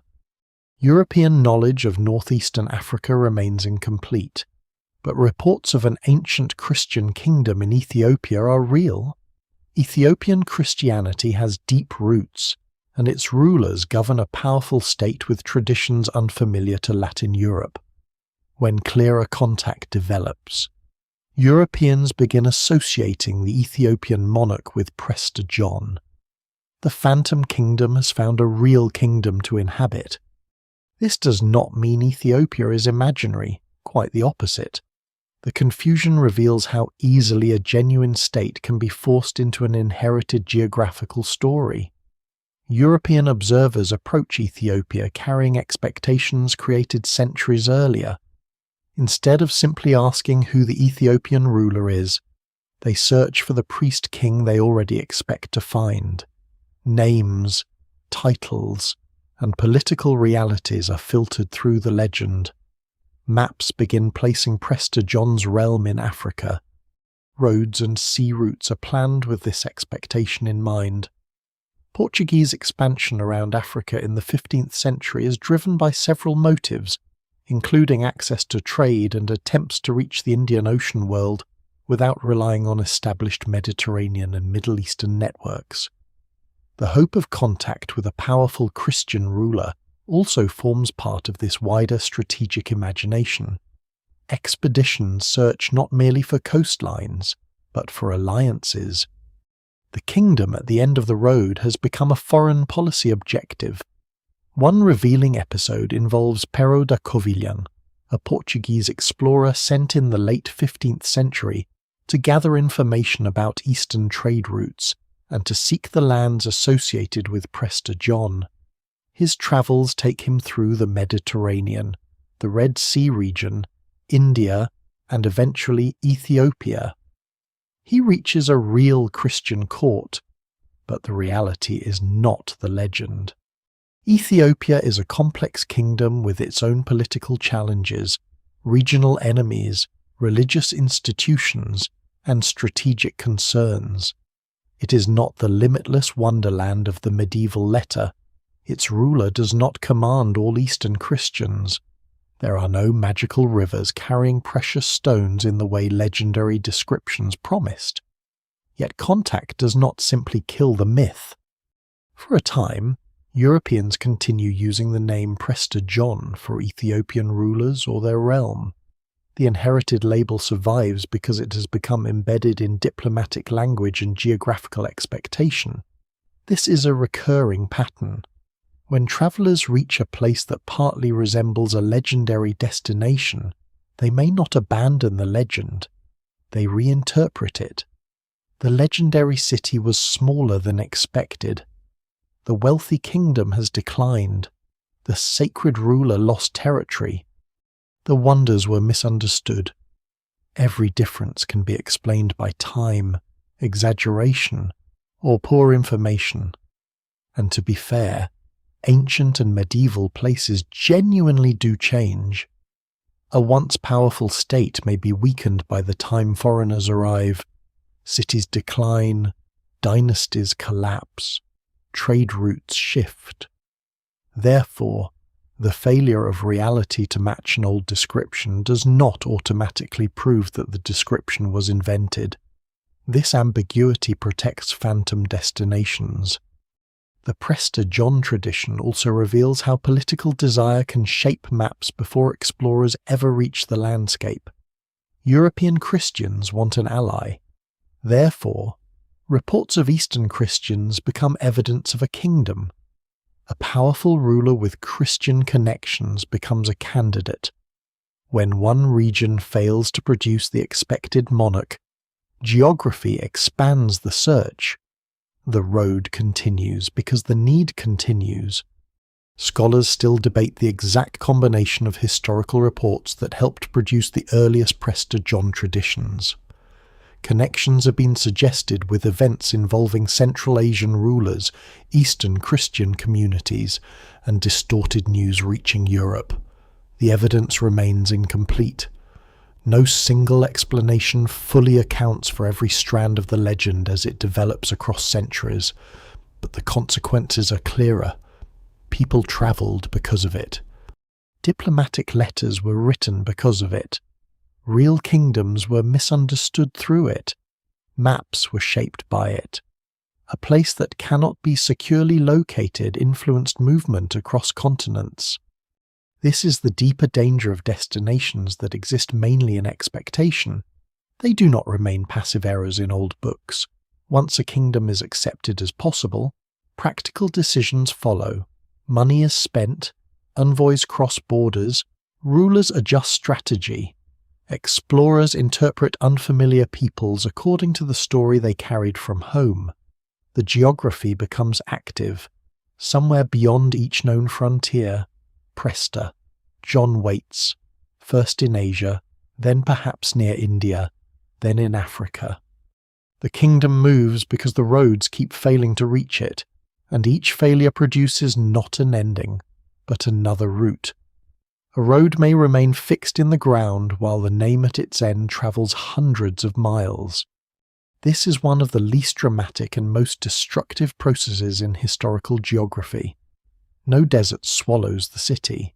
No earthquake lowers it into the sea.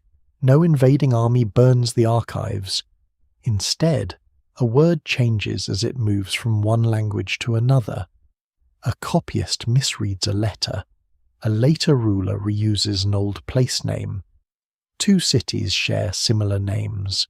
Centuries pass, and scholars inherit a destination that seems stable because the text is stable. The landscape has not moved. The name has. Ancient place names are difficult things to preserve. Modern maps depend on standardized spelling, official surveys, and coordinate systems. Even today, cities can have different names in different languages. In the ancient world, This problem is multiplied across empires containing dozens of languages and scripts. A town known by one name to its inhabitants may receive another from foreign merchants, another from imperial administrators, and another from writers translating older geographical works. Each version may survive. A Greek author hearing a local name tries to represent unfamiliar sounds using Greek letters. A Roman writer later copies the Greek form into Latin.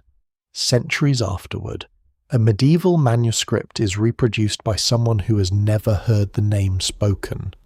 One damaged character is mistaken for another. The word changes slightly. Usually this creates only a spelling variation. Sometimes it creates a new place. When two written forms become different enough, later readers may assume they refer to two destinations. A road itinerary appears to mention one town, while a geographical text seems to describe another nearby. Mapmakers place both on the landscape. A duplicated city is born from orthography. The opposite can happen as well. Two genuine settlements with similar names become merged into one. This is particularly common when names contain widely used geographic terms. Words meaning hill, river, fort, market, new city, upper town, or lower settlement appear repeatedly across many languages. A traveller may record a descriptive label without realizing that it is not unique. Imagine an itinerary mentioning the new city beyond a mountain pass. There may be 20 new cities. A later historian chooses one. The road is attached to the wrong destination.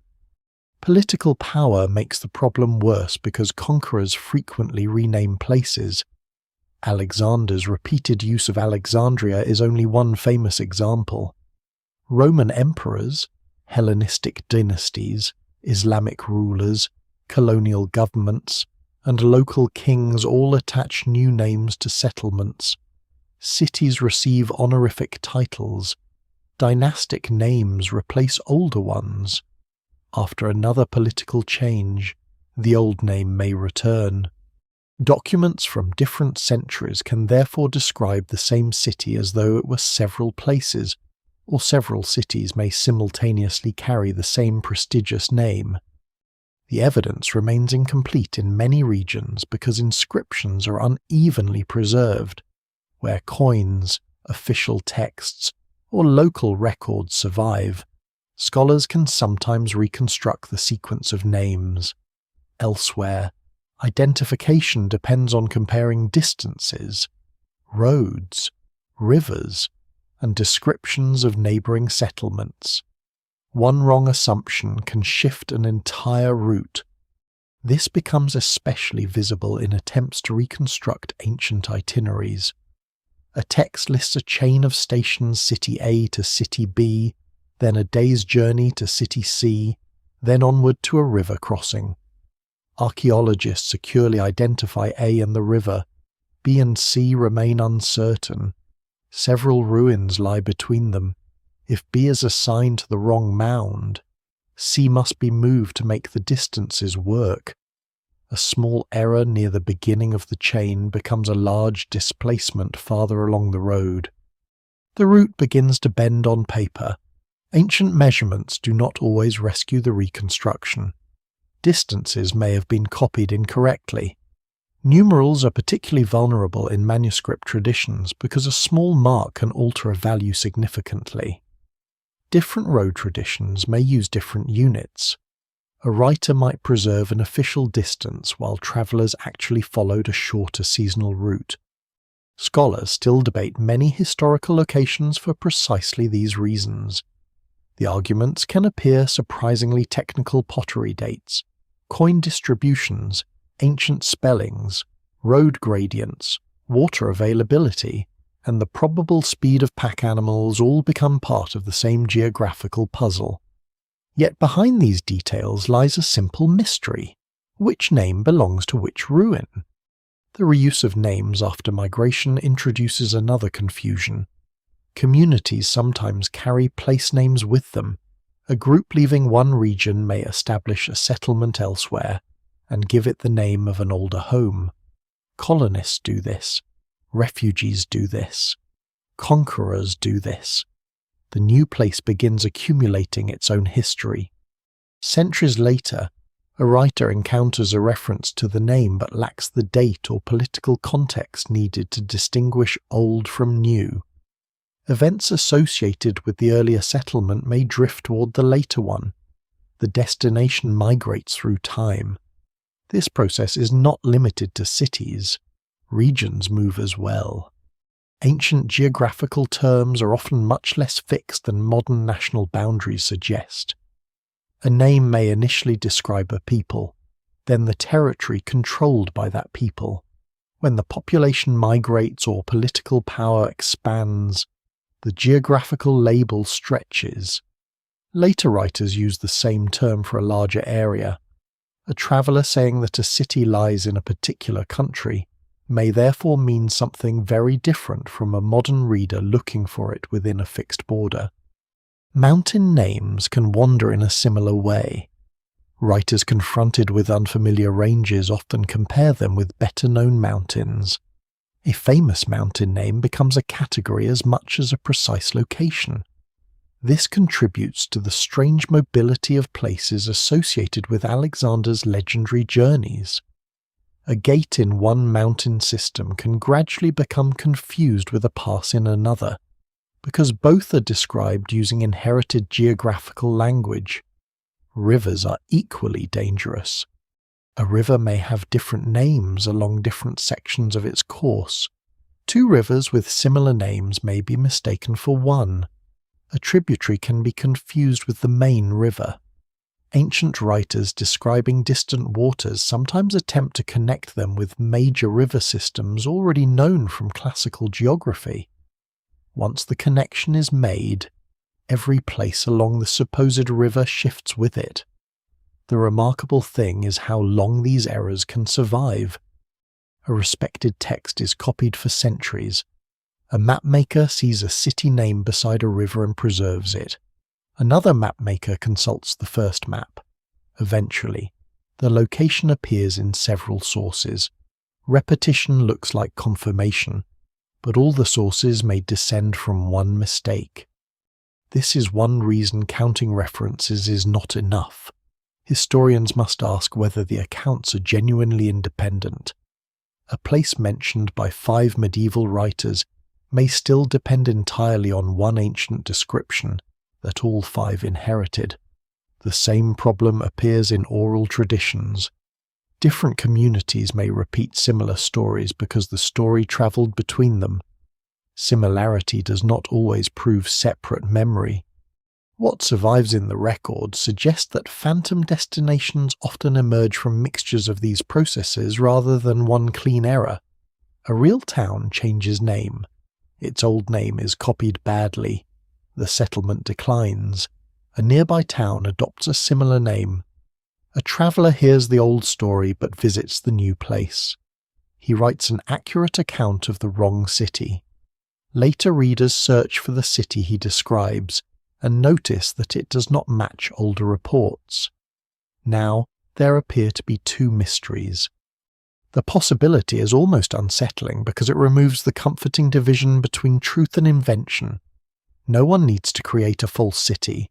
Every person in the chain may act reasonably. The local guide gives the name currently used. The traveller records what he hears. The copyist reproduces the manuscript. The mapmaker compares available sources. The destination drifts anyway. By the time archaeology enters the story, the names may be almost impossible to untangle. Excavators uncover a substantial settlement on the correct road. Its date fits. Its size fits. The water sources fit, but there is no inscription giving the city's name. Another site 20 miles away produces a coin bearing a familiar title. Which one is the place described by the ancient traveller? No single explanation fully accounts for every disputed identification. Sometimes a new inscription solves a century-old argument almost instantly. More often, the evidence accumulates slowly and uncertainty remains. Yet the larger pattern is clear. Roads do not only lead through space, they lead through language. Every destination must survive both journeys, and sometimes a city disappears not because its walls have vanished, but because its name has arrived somewhere else. Ruins are dangerous evidence because they always prove that something happened, while rarely explaining exactly what it was. A broken wall in a desert says that people built there. A collapsed gate says that someone once needed an entrance.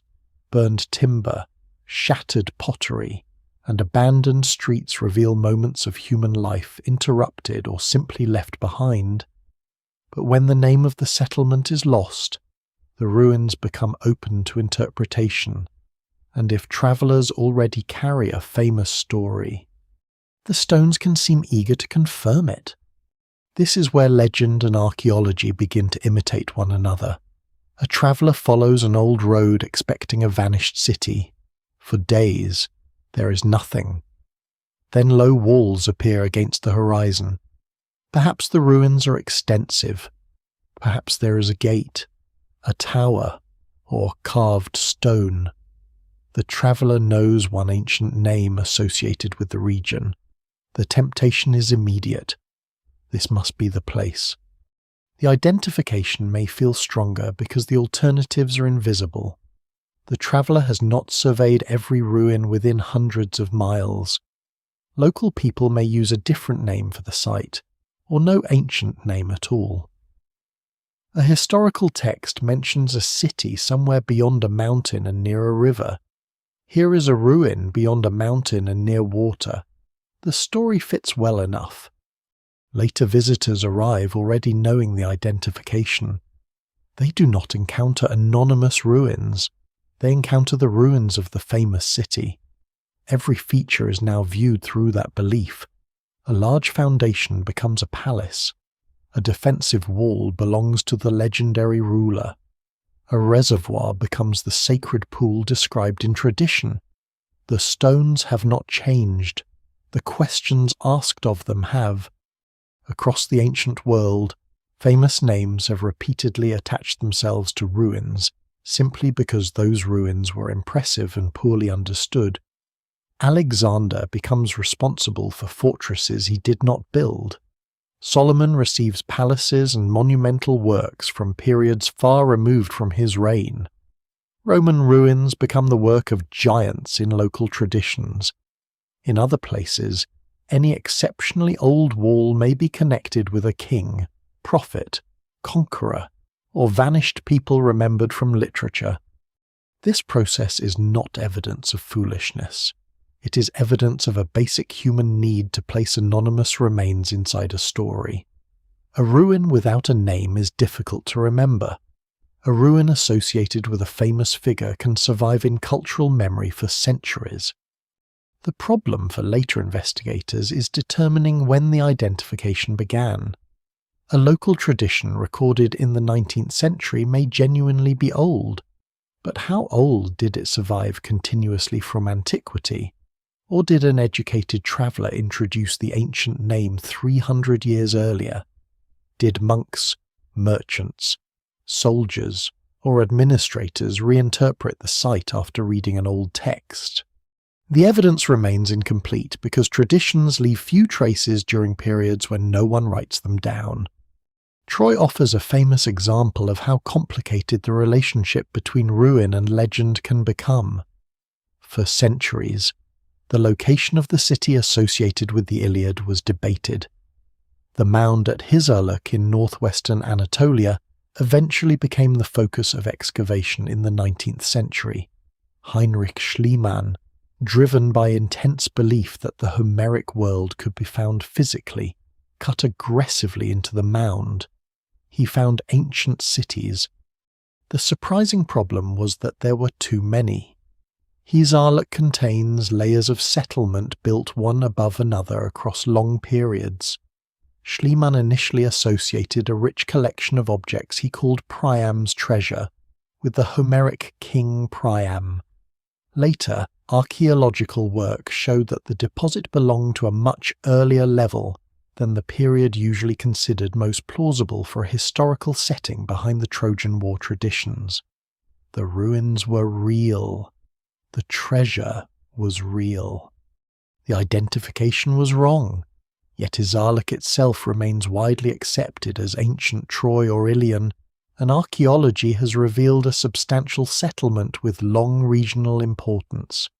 The case shows both the power and danger of approaching ruins through inherited stories. A legend can lead investigators toward a genuine site, while simultaneously encouraging them to force individual discoveries into the wrong part of the story. The road may reach the right place for the wrong reasons. Elsewhere, the process can be even less secure. Travelers moving through the Near East, Central Asia, or North Africa encounter enormous ruined settlements whose original names are uncertain. Classical or biblical names are assigned according to rough geography. Maps repeat the identification. Tourism develops around it. Then inscriptions appear. Sometimes they confirm the old tradition. Sometimes they destroy it. One inscription bearing the name of a local ruler can relocate a city that scholars had placed elsewhere for generations. Coins can reveal that a supposedly minor ruin belonged to a major urban centre. Administrative tablets may preserve lists of places whose names must be compared with nearby archaeological sites. But most ruins do not provide such convenient labels. A city's name might have been written on perishable materials. Official inscriptions may have been removed or reused. Conquerors could erase royal names. Stone blocks bearing text may be built into later houses or carried miles away. This creates one of archaeology's quiet frustrations. An entire city can be excavated without producing a clear statement of what its inhabitants called it.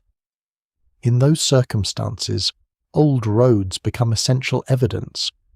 Researchers compare the location with itineraries and travel accounts. If a known text says that a city lies a certain distance from another settlement, the ruins are measured against the route. Water sources are considered. Mountain passes are reconstructed. The likely speed of ancient travellers becomes relevant again. But as the earlier problems of distance and copying return, certainty begins to weaken. A ruin can fit almost perfectly and still be wrong. This is especially true when several settlements occupy the same corridor. Roads attract cities. A river crossing may support one town in the Bronze Age, another during Roman rule, and a third in medieval times. The political centre moves a few miles, but the route remains. Later travellers see the youngest ruins and attach the oldest name to them. The famous destination has apparently survived. In reality, it may lie beneath farmland nearby. Local legends sometimes deepen the confusion by preserving memories of destruction. Many ruins are associated with stories of sudden catastrophe, divine punishment, invasion, fire from the sky, or a population disappearing overnight. Archaeology occasionally discovers genuine destruction layers beneath such places. Burned buildings seem to confirm the story. Yet fire is common in ancient settlements. Wooden roofs burn, warfare burns cities, cooking accidents spread through tightly packed buildings. Settlements can be destroyed repeatedly. A layer of ash proves a fire, but not necessarily the event described in a much later legend. No single explanation fully accounts for the apparent similarities between some traditions and archaeological evidence. Oral memory can preserve elements of real disasters. At the same time, ruins naturally inspire stories of catastrophe because abandonment itself demands explanation. A dead city looks as though something dramatic must have happened. Often the truth is slower. Trade declines. Water becomes difficult to maintain. Political administration shifts elsewhere. Families leave one by one. Roofs collapse after no one repairs them. Walls are dismantled for stone. A century later, The place looks destroyed. A storyteller supplies the missing night of disaster. This is how ruins can retroactively confirm legends that were never originally connected to them. The road leads travellers to an abandoned settlement. The travellers bring a story. The ruins provide physical authority. Future generations inherit both as one tradition. Once joined, separating them becomes difficult. Modern archaeology attempts to resist this by beginning with layers, dates, material culture, and environmental evidence rather than famous names. Ideally, the site is allowed to establish its own chronology before a historical identity is assigned. But archaeologists are human. Famous places attract funding, attention, and imagination. The possibility of discovering a legendary city can influence where excavations begin and how early evidence is discussed. Most researchers are careful about this danger, yet public enthusiasm often moves faster than scholarly caution. A wall is announced, a headline names a lost city. Years of analysis follow. Sometimes the early identification survives, sometimes it quietly disappears. What survives in the record suggests that ancient travellers faced the same emotional pull long before archaeology existed. After weeks on an uncertain road, the sight of ruins is not neutral. It feels like arrival. The road promised a destination. The stones appear. The old name is waiting in memory. And for a moment, everything aligns. Only centuries later do researchers ask the uncomfortable question that the exhausted traveller may never have considered. What if these are the ruins of somewhere else? By the time archaeologists arrive, the road is often no longer a road. It is a slight depression across a field, a line of stones with no obvious purpose, a strip of soil where crops grow differently. In the desert, it may be a pale band visible only from a hill or from the air. In mountains, it survives as a terrace cut into a slope, repeatedly mistaken for a natural shelf. The travellers are gone, the stations are abandoned, and the destination has lost its name. What remains is a broken system, and researchers must rebuild the journey from pieces that were never meant to function as evidence. The first clues can be almost embarrassingly small. A milestone reused in a later wall, a scatter of pottery near a spring, iron nails from pack equipment, animal bones accumulating at a stopping place. None of these alone proves the existence of a major road. Together, arranged across a landscape, they can reveal movement. Ancient roads are rarely reconstructed from a single spectacular discovery. More often, they emerge through patterns. Archaeologists identify one probable station, then another.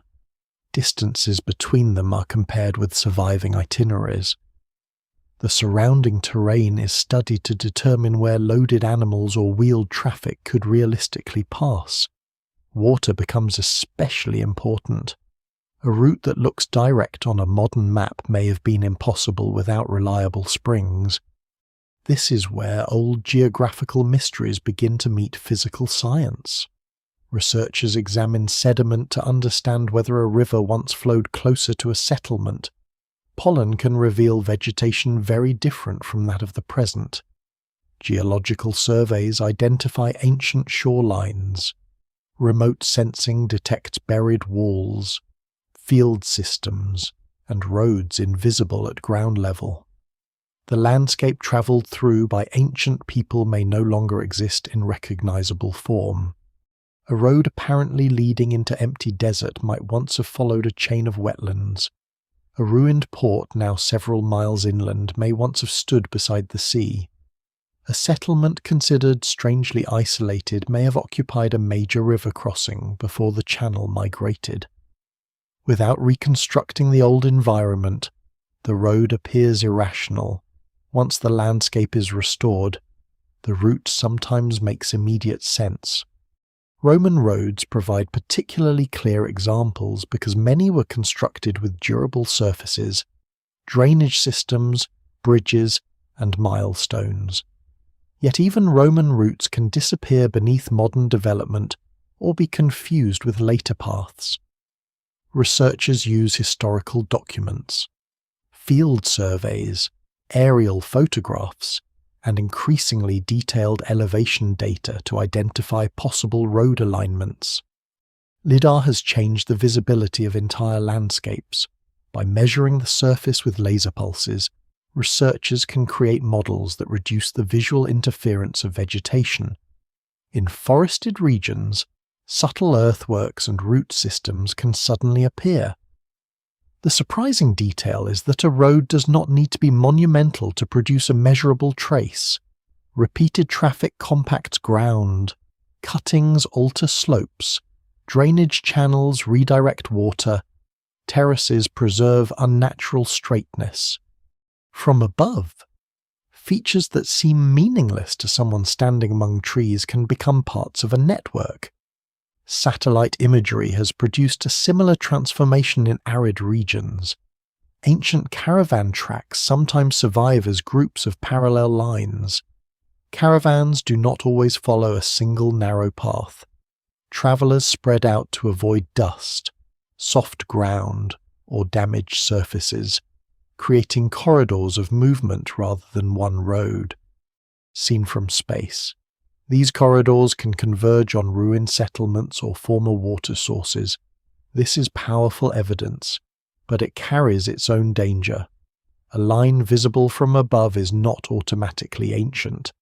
Modern vehicle tracks, pipelines, military routes, agricultural boundaries, and natural features can imitate roads. Responsible investigation requires ground verification. Researchers walk the supposed route.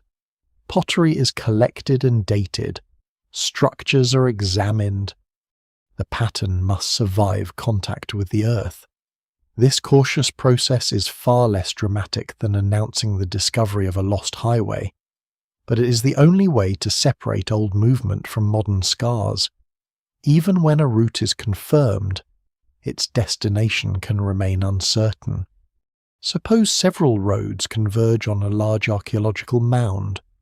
The logical conclusion is that the mound was important. Excavation reveals occupation during the correct period. Storage facilities suggest trade. Imported pottery confirms long-distance connections. Yet no inscription names the city. An ancient itinerary mentions a famous destination somewhere in the region. Is this it? The temptation returns. Modern archaeology has more tools than the ancient traveller, but not immunity from expectation. This is why researchers increasingly combine different forms of evidence. Texts are compared with material remains, but neither is allowed to dominate automatically. Coins may provide political names, inscriptions may preserve local officials or deities, ceramic styles suggest trade connections, botanical remains reveal what was grown or imported. Stable isotope analysis can even help investigate the movement of people and animals. Chemical signatures preserved in teeth may reflect the geology of regions where an individual spent part of life. Strontium isotope studies, used carefully, can identify people who probably grew up outside the area where they were buried. Suddenly, movement leaves evidence inside the body.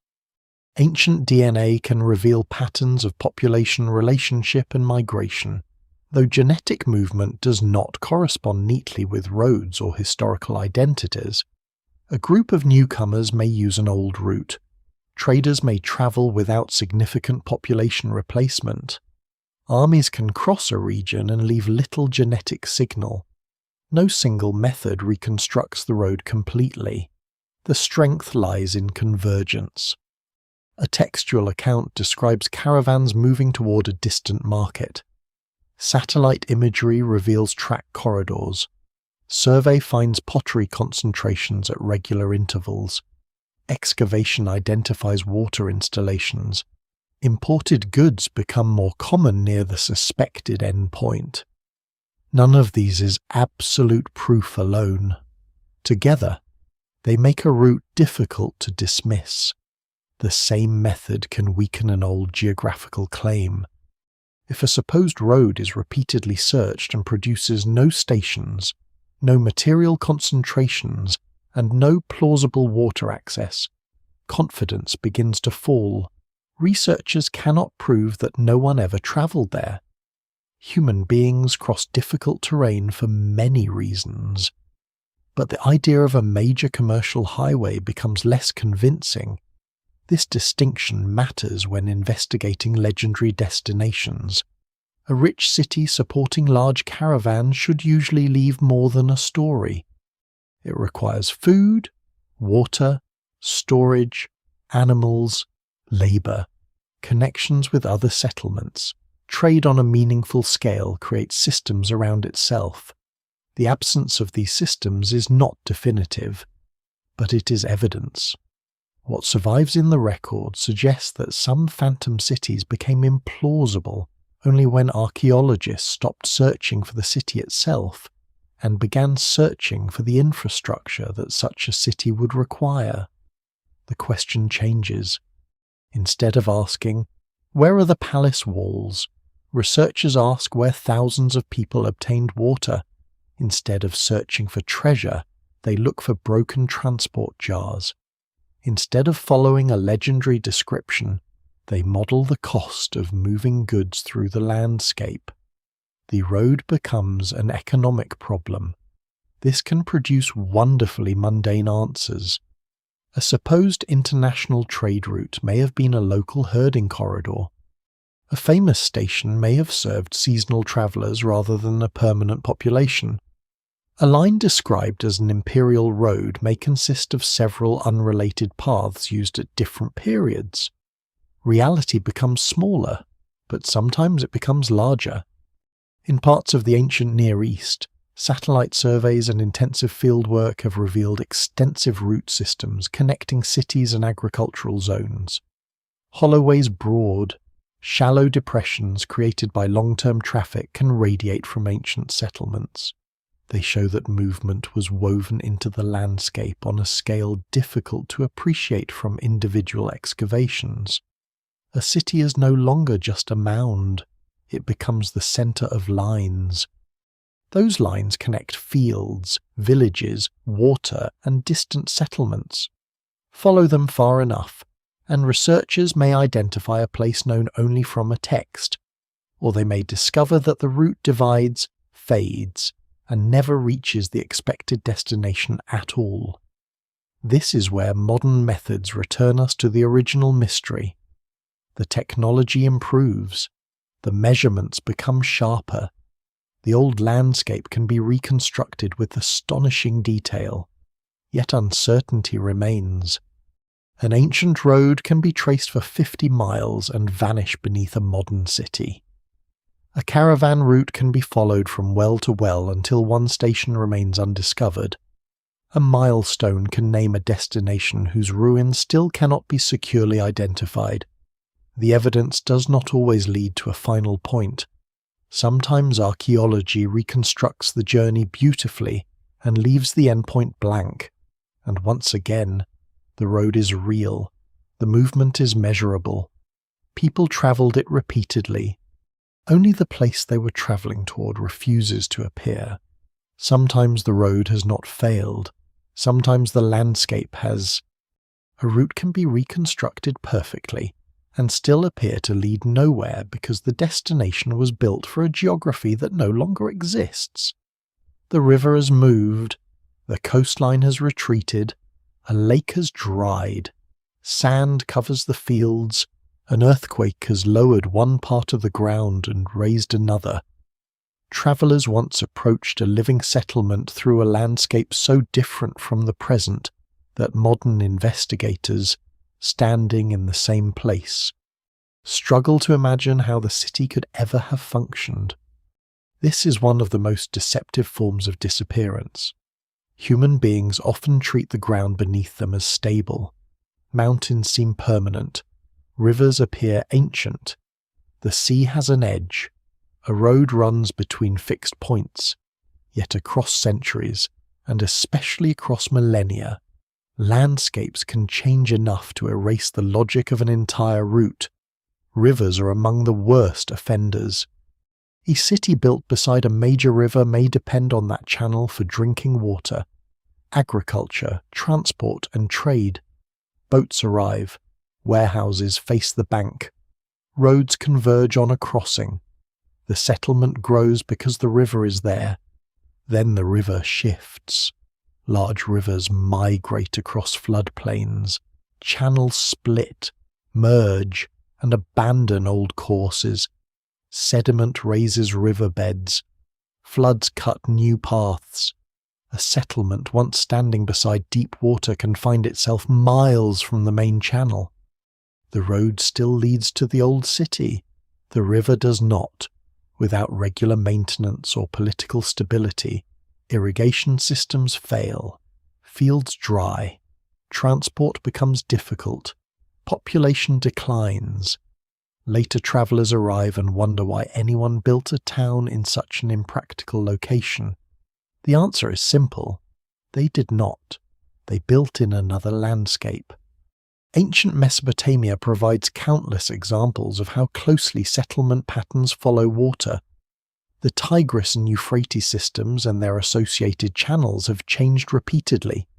Cities prospered near navigable waterways and irrigation networks that later shifted or disappeared. Archaeologists attempting to match ancient textual geography with modern terrain must therefore reconstruct old channels rather than assume current rivers mark ancient conditions. A road described as reaching a city beside water may now terminate at a mound in dry land. Without the lost river, the text looks wrong. Restore the river, and the road makes sense again. Deserts can produce the opposite illusion. A region that appears empty today may once have supported seasonal lakes, grasslands, and human communities. Climate shifts alter vegetation and water availability gradually, but their effects on routes can be enormous. The Sahara is the most dramatic example. During periods of the African humid period, parts of what are now extremely arid landscapes supported lakes, rivers, and grasslands. Human populations lived and moved through regions that today seem nearly impossible to cross without modern planning. Rock art preserves images of animals associated with wetter environments and scenes of human life in places now dominated by desert. The exact timing and local pattern of drying vary across the vast region, and scholars still debate how different communities responded. But the broad transformation is clear. Roads changed because the world changed. Routes once guided by water sources became dangerous. Communities concentrated closer to more reliable rivers and oases. Trade corridors shifted. Centuries later, the remains of people and settlements are discovered in landscapes that seem to contradict their existence. The place did not vanish in a single disaster. Its environmental context vanished around it. Coastlines are equally unstable. Ports are built for access to water, but coastlines move under the influence of sediment, sea level change, storms, and tectonic activity. River deltas grow outward, harbours fill with silt, beaches migrate. A famous port can end up inland. This happens at Ephesus, where the ancient city's relationship with the sea changed as sediment from the Kushuk-Menderes river system accumulated. The harbour suffered repeated silting problems, contributing to long-term changes in access and urban life.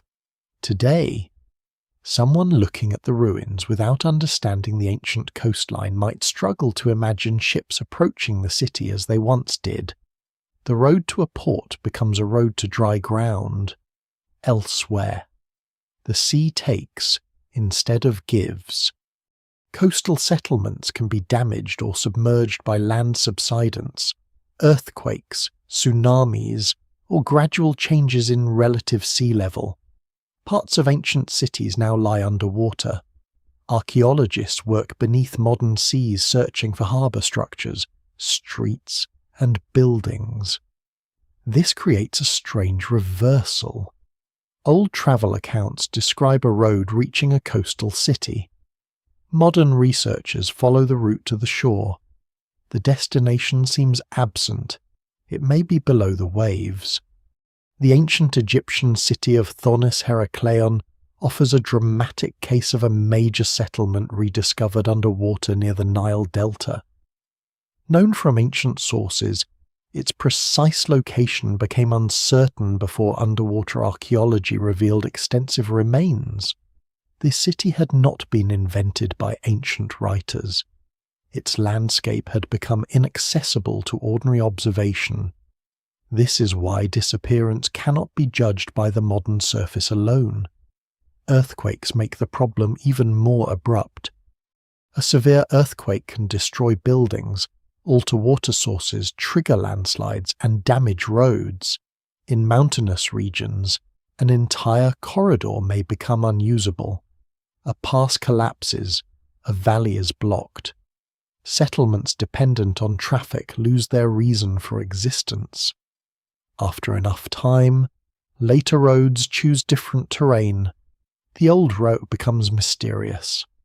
Ancient people were well aware that earthquakes could destroy cities, but the long-term geographical consequences are harder to preserve in texts. A writer records that a town was ruined. Another source centuries later lists the same town on an old itinerary. Did it recover? Was it rebuilt nearby? Did the name transfer? The road tradition continues while the physical place changes.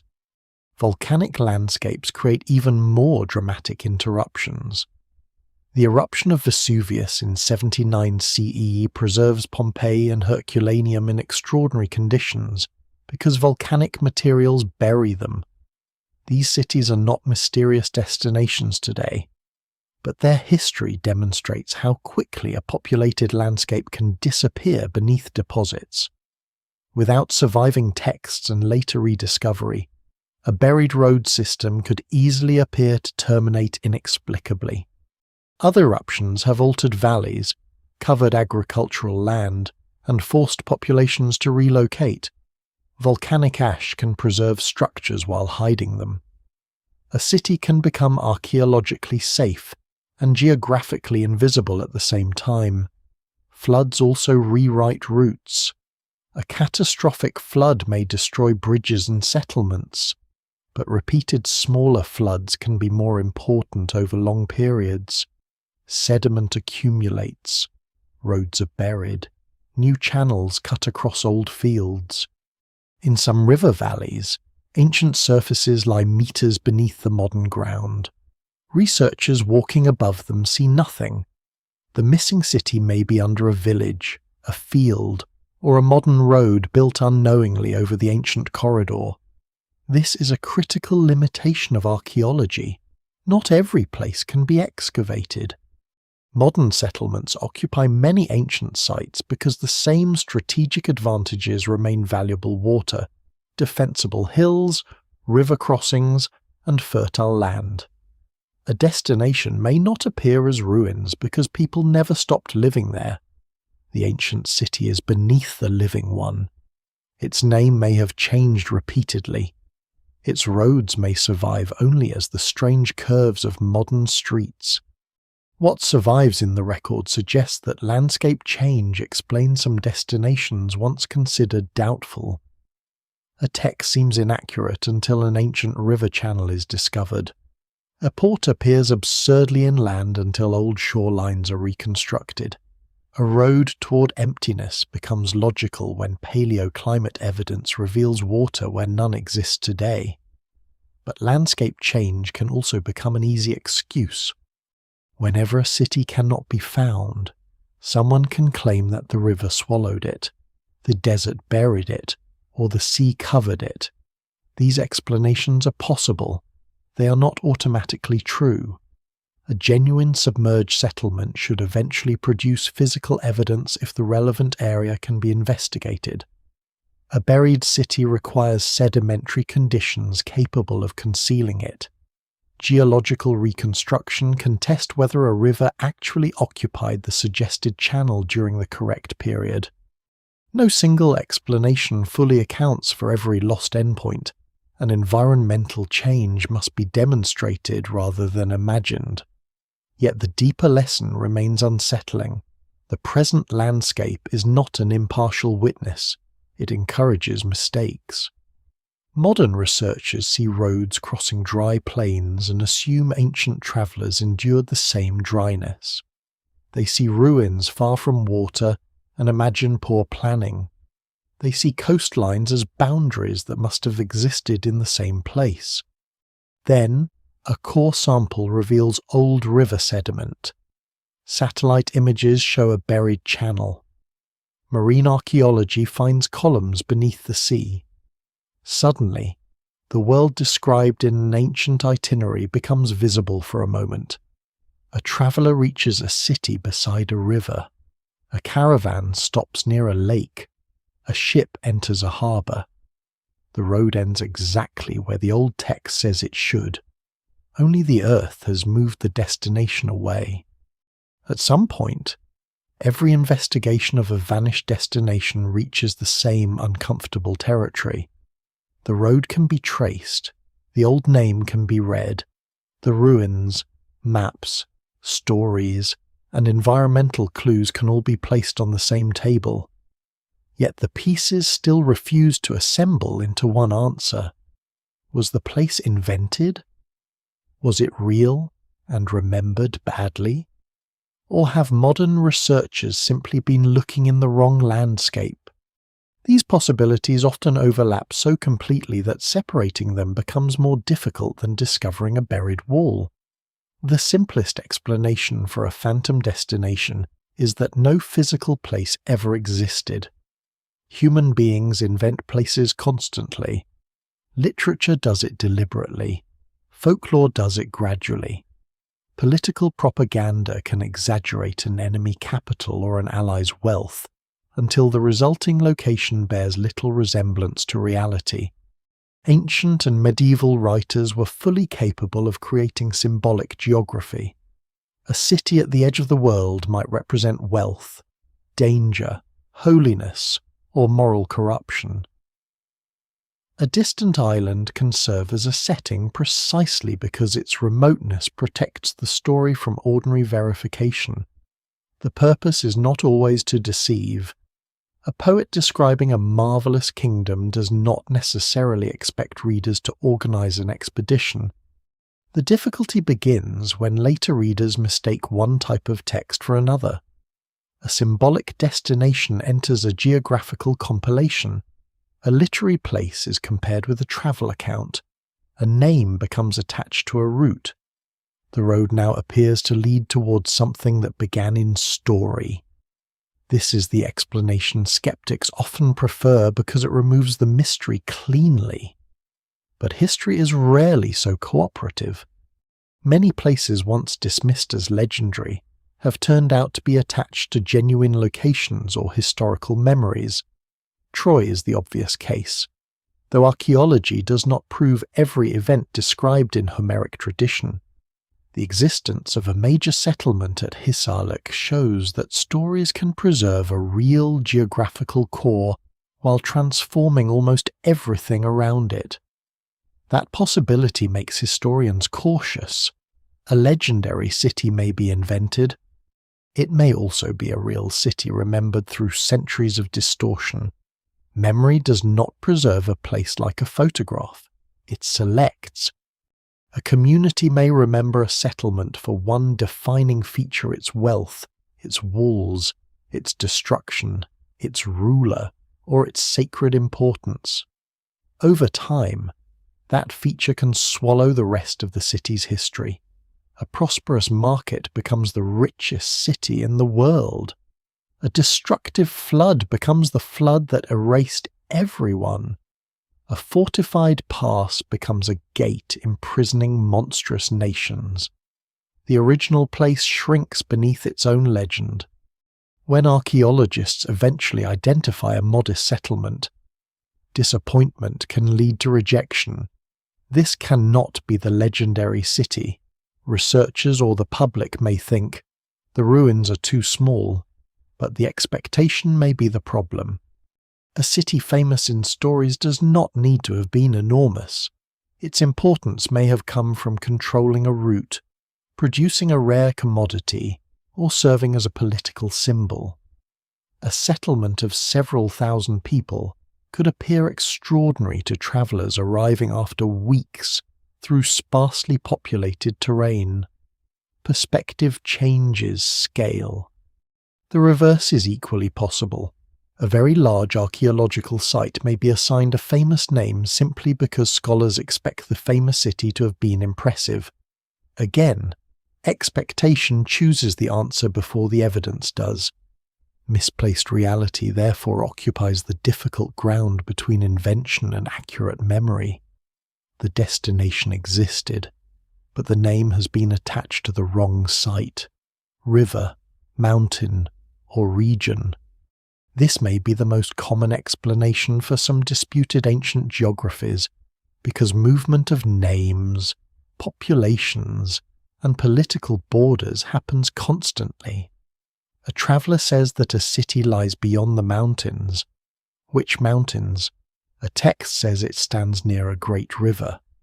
Which section of the river a ruler is described as king of a region whose borders expanded and contracted within a generation? Modern maps encourage exactness that the original language may never have contained. Scholars still debate many locations because ancient geographical descriptions are often relational rather than coordinate-based. A place is beyond something, between two others, near a people, or reached after a certain journey. Every relationship must be interpreted. If one anchor point is wrong, the whole reconstruction moves. This creates rival schools of identification. One group places the destination in a northern valley because the travel distances fit. Another favours a southern ruin because the archaeological dates are stronger. A third argues that the ancient river followed a different channel, changing the route completely. Each model can explain some evidence, none explains all of it. No single explanation fully accounts for the most stubborn phantom destinations, because the evidence itself may represent several historical phases merged together. Consider what happens to a trading city over 500 years. The original settlement grows near a well, a new district appears closer to a road. War damages the old centre. The population relocates 2 miles away. The old name continues in use. A later dynasty rebuilds the town and changes the official name. Foreign merchants continue using the earlier name. Centuries later, the water source fails and the settlement moves again. Which ruin is the city, all of them? In one sense, none of them, if researchers expect one permanent point. Ancient cities are often imagined as fixed objects, but urban communities can migrate within a landscape. Buildings move, political centres shift, harbours change position. The name may remain attached to the population, the district, or the broader region rather than one cluster of walls. A road can therefore lead to different physical endpoints at different times while still being described as the road to the same city. The apparent contradiction is created by compressing centuries into one map. Oral tradition can produce similar compression. Several disasters become one disaster. Several rulers become one king. Several migrations become one exile. The remembered destination becomes a composite. This helps explain why some legendary places seem to contain details from different periods. Archaeologists find evidence that one feature belongs to the Bronze Age, another resembles a later political system, and the supposed trade goods were most important centuries after both. The legend may not be preserving one historical moment. It may be preserving many. Popular theories often resist this complexity. A lost city is more satisfying if it disappeared in one night. A hidden kingdom is more exciting if it remains untouched. A road leading to nowhere invites explanations involving secret civilizations or catastrophic events unsupported by mainstream evidence. These ideas survive because they offer a clean picture. The real possibilities are often messier. A settlement declines, its people move, its name shifts, its story absorbs another place. A mapmaker copies the altered version. Nothing supernatural occurs. Yet after 1,000 years, the result can be nearly impossible to untangle. What survives in the record suggests that many phantom destinations occupy a spectrum between memory and geography. Their names may preserve genuine human experience even when their mapped locations are wrong. Their stories may exaggerate real places. Their roads may have served destinations that changed repeatedly. The mystery is not always whether people lied. It is whether human memory can be expected to preserve a landscape more accurately than the landscape preserves itself. Rivers move, cities move, languages move, borders move, stories move. The road may be the only element that remains roughly where it began, and so researchers follow it, hoping for a decisive answer. At the end, they find a mound with the right age but no name. Another ruin has the right name but the wrong date. A third site sits exactly where the old distance suggests but contains no evidence of the expected wealth. Which one is the destination? Perhaps one of them. Perhaps the famous place is scattered across all three. Perhaps the story began somewhere else entirely. The evidence remains incomplete, and the most responsible conclusion is sometimes the least satisfying one. The destination cannot yet be securely identified, not imaginary, not confirmed, suspended between text and terrain. This uncertain category is larger than popular history often admits. Ancient geography contains many places that cannot be neatly labelled real or fictional. They survive as probabilities, a name in a manuscript, a road in the dust, a tradition attached to ruins. Enough to justify searching, not enough to declare arrival. And perhaps that is why these destinations endure so powerfully. A city proven fictional eventually belongs to literature. A city securely identified belongs to archaeology. But a place balanced between the two remains on the road, still ahead, still possible. The strangest part of these roads is not that people once believed uncertain places existed. It is that they kept going after the doubts began. A traveller returns without finding the city. Another reports that the famous kingdom was much smaller than expected.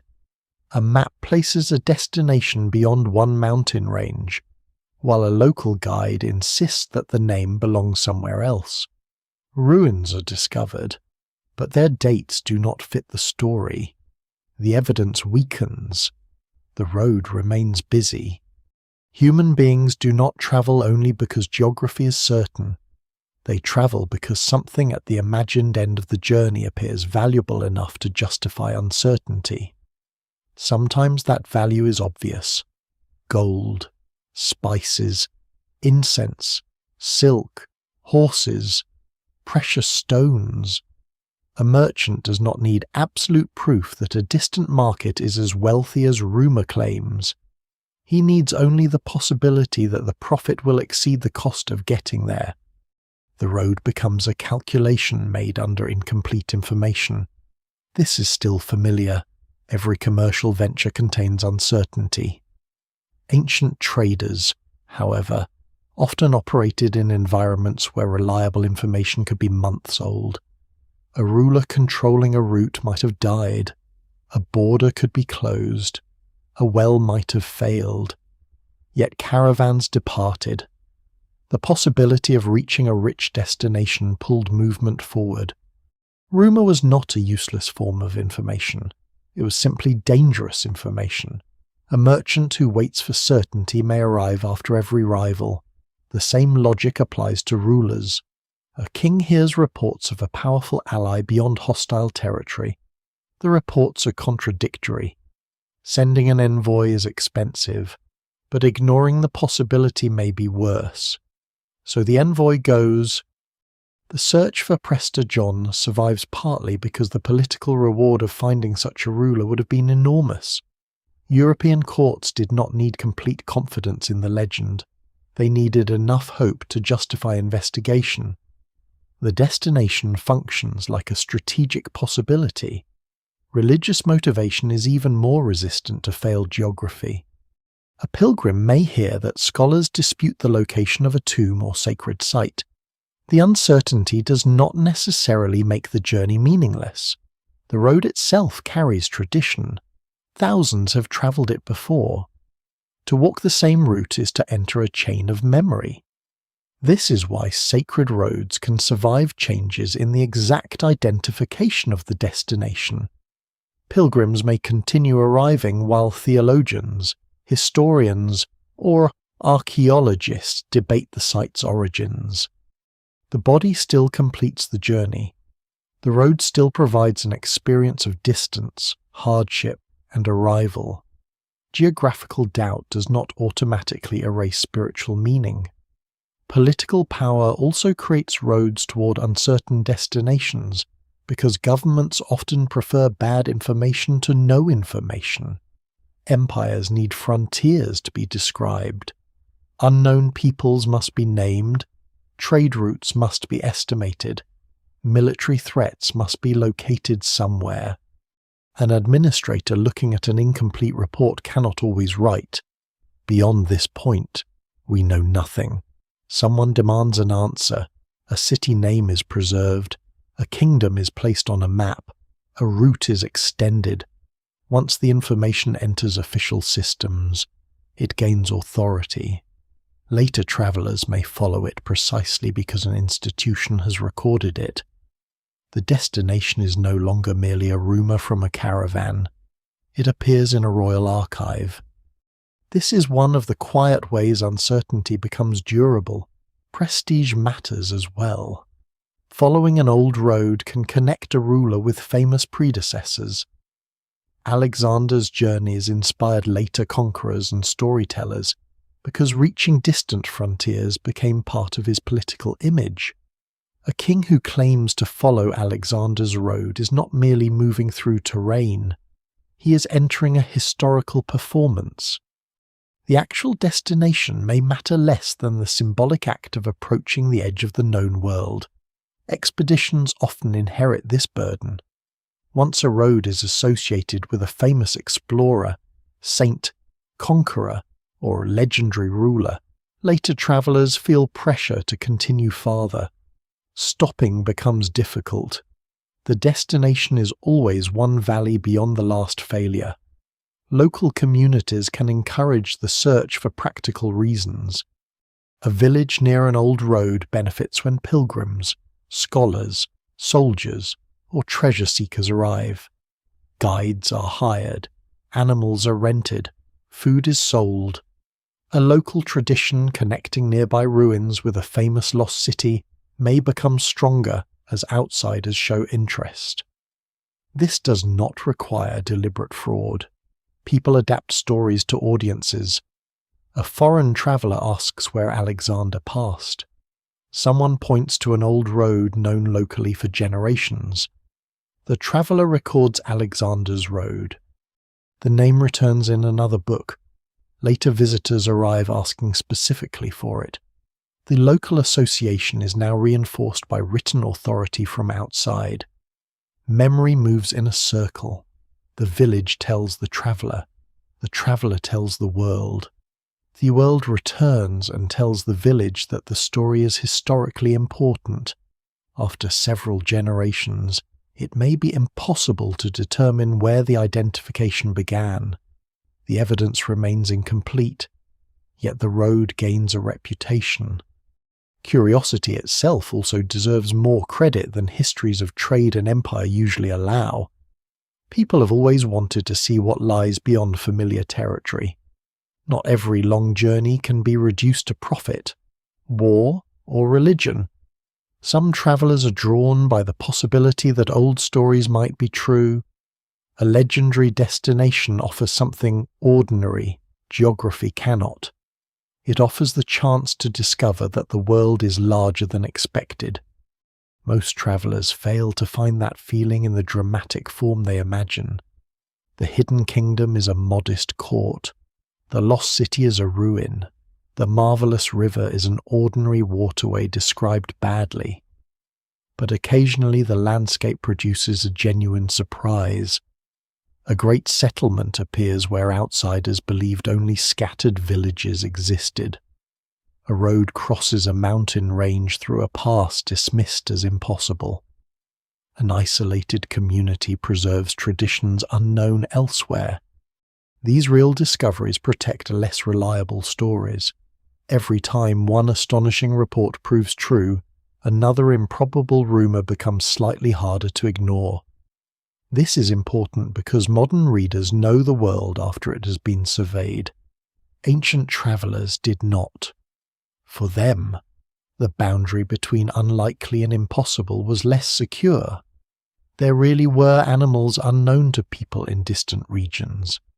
There really were cities larger than anything some travellers had seen.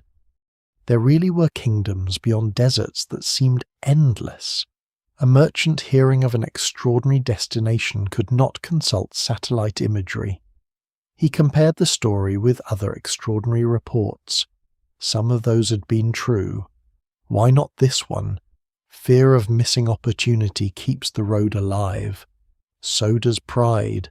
A failed expedition rarely wants to admit that its objective may never have existed. Rulers have spent money. Sponsors expect results. Travellers have risked their lives. It is psychologically easier to say the destination lies farther away than to say the entire search may have been built on a mistake. The guides were wrong. The season was bad. The river crossing failed. The border was closed. The city has moved.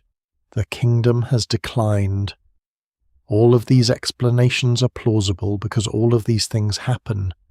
No single failure proves the destination imaginary. So another journey begins. Popular legends can survive through this sequence for centuries. Each generation inherits not only the original story, but the previous searches. The failure to find the city becomes part of the mystery. Why did so many people look? Surely they must have known something. The search itself begins to feel like evidence, yet repetition does not create truth. 1,000 expeditions can follow the same mistaken assumption. Still, their roads remain physical. Campsites accumulate. Tracks deepen, maps become more detailed. The imagined destination produces a real geography of searching. This may be the most remarkable consequence of all. A place that never existed can still alter the landscape. People build stations on the route. Governments send patrols. Pilgrims establish shelters. Explorers name rivers and passes. Trade follows the safer sections of the path. The road acquires uses unrelated to the original destination. Eventually, even if the lost city disappears from belief, the route survives because it now connects real communities. The phantom has created infrastructure. What survives in the record suggests that people kept following uncertain roads for reasons far more complex than simple gullibility. Wealth, faith, diplomacy, prestige, inherited authority, curiosity, and the fear of surrendering a great possibility all pulled travellers forward. Sometimes they knew the evidence was weak. They went anyway. That is the uncomfortable truth behind many lost destinations. Human beings rarely wait for perfect maps before acting. They move toward what seems valuable. They trust stories because stories are often the only available guide. They accept risk because staying still has its own cost, and once a road has been walked for long enough, turning back becomes harder than continuing. Ahead, the city may be real. The kingdom may have moved. The shrine may stand on the wrong hill, the ruins may belong to another name, or there may be nothing at all. But the next ridge is close, the next well is marked, and the old road still points forward. Long after the destination is forgotten, the road can remain. This is the final and perhaps most enduring contradiction of phantom geography. A city disappears from maps. A legendary kingdom is abandoned by serious historians. A sacred identification loses authority. Archaeologists conclude that the expected endpoint cannot be securely located, yet people continue moving along parts of the same route. The road has outlived the reason once given for building or following it. This happens because roads are opportunists. Once a corridor has been opened through difficult terrain, later generations can reuse it for entirely different purposes. A path discovered by soldiers becomes a merchant route. A pilgrimage path becomes a local market road. A caravan track toward a vanished oasis connects two settlements that developed centuries later. The destination changes, the terrain does not. Mountain passes remain where geology placed them. River crossings often persist near the same shallow points until channels shift. In deserts, reliable water sources constrain movement generation after generation. Ancient travellers may misunderstand what lies at the far end, but they're usually very good at identifying where movement is possible. A false destination can therefore be reached by a very sensible road. This is why old routes are poor witnesses to the reality of the stories attached to them. A road proves movement. It may prove sustained movement. It can suggest trade, administration, military activity, or pilgrimage. It does not automatically prove the existence of the city named in a later text. Researchers must separate the physical corridor from the narrative destination. In some regions, this separation reveals multiple layers of road use. A route begins as a local path between water sources. An expanding kingdom incorporates it into a military system. Merchants follow the improved road. Centuries later, pilgrims travel along the same corridor toward a shrine established near an abandoned station. Then the shrine disappears. A modern road follows part of the alignment because the gradient remains convenient. The line survives every explanation attached to it. A driver may pass across an ancient corridor without realizing that caravans once moved beneath the same hills. The old destination is gone. Movement continues. Roman roads offer familiar examples of long-term reuse. Some modern streets and highways preserve sections or general alignments of routes established or formalized during Roman periods. The exact continuity varies greatly, and popular claims about perfectly preserved Roman highways are often exaggerated. But the broader principle is clear. Good corridors remain useful. The same is true of older paths whose original builders are unknown. A route can become so deeply embedded in a landscape that settlement grows around the road rather than the road being redesigned around settlement. Villages appear at crossings, markets develop near bridges, fortifications guard passes. The path begins producing new destinations. This reverses the mystery with which the journey began. At first, people follow a road because they believe something waits at the end. Later, people settle along the road because travellers are already using it. The destination creates the road, then the road creates destinations. This may explain why reconstructing ancient route traditions becomes so difficult. A station mentioned in one period may not exist in another. The road remains, but its sequence of stops changes. An itinerary copied 3 centuries after its original composition may preserve old names beside newer realities. Travellers using the text encounter settlements that inherited the economic role of vanished stations without inheriting their names. A mapmaker sees 2 names. The landscape contains 1 functioning town and 1 abandoned ruin. Another phantom is born. What survives in the record suggests that roots can accumulate geography like layers of sediment. Each generation leaves names, stories, structures, and expectations along the corridor. Some are preserved, others are mixed. A road associated with Alexander may incorporate an older Persian route. A medieval pilgrimage road may follow Roman infrastructure. A caravan route may cross paths used by pastoral communities long before written history. Who owns the road? The answer depends on which century is being examined. This is why the phrase ancient road can be misleading. Roads are rarely frozen moments. They are processes. They are repaired, redirected, widened, abandoned, and rediscovered. Floods break them. Armies restore them. Local people create shortcuts. Governments establish official routes that travellers ignore when a better path is available. Even monumental roads evolve. A phantom destination may belong to only one brief phase of a route's much longer existence. The road survives because later people have new reasons to continue. This creates a peculiar archaeological illusion. Suppose a text says that a road leads to a famous city. Researchers find the road and discover that it was used for centuries. Their long use seems to support the importance of the destination.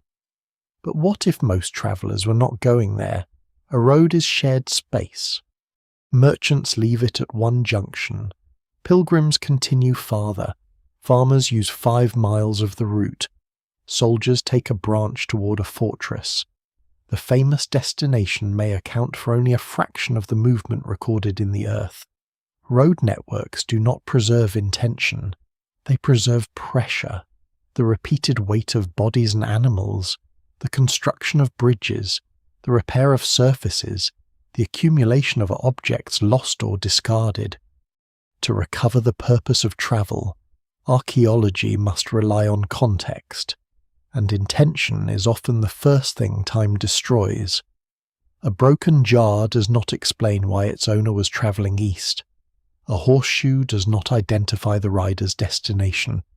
A roadside grave cannot tell whether the dead traveller believed a legendary kingdom stood beyond the mountains. The road remembers the journey physically, it forgets the hope, yet names sometimes preserve fragments of that hope. Modern landscapes contain places called King's Road, Pilgrim's Way, Roman Road, Alexander's Gate, or names translated from local traditions with similar meanings.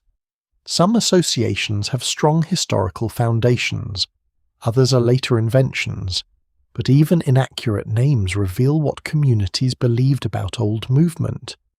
People look at roads and ask who travelled before them. The answer becomes part of local identity. A ruined track may be protected because it is associated with a saint. A stone bridge becomes famous because legend credits an emperor.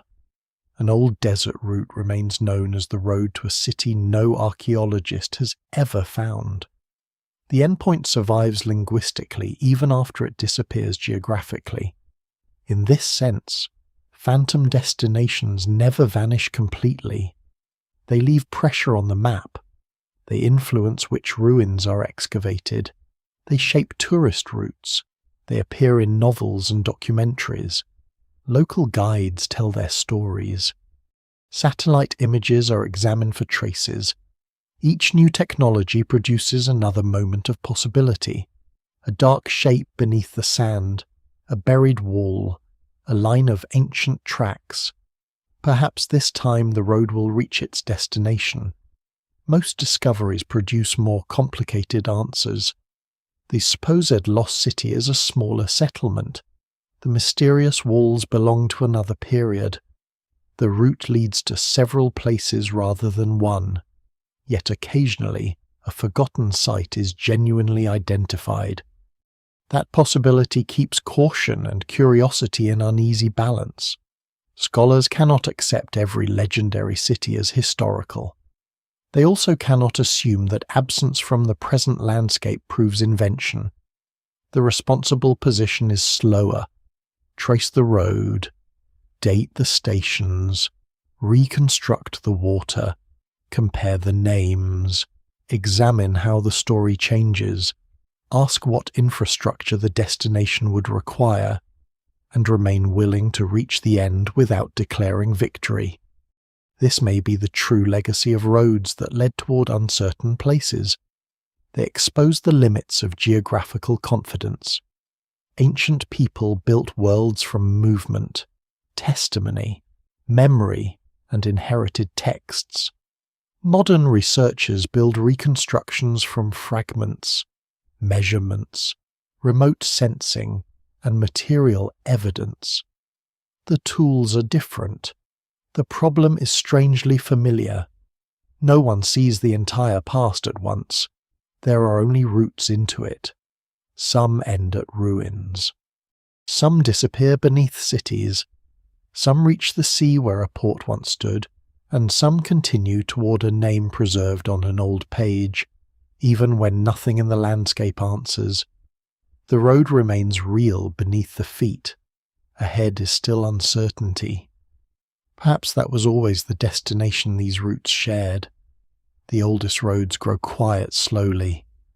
A route rarely disappears on the day its city falls. For a while, someone still uses it. A farmer crosses the old stones, a shepherd follows the familiar paths, a merchant, working from outdated information, arrives at a station and discovers that the well has failed. Then fewer people come.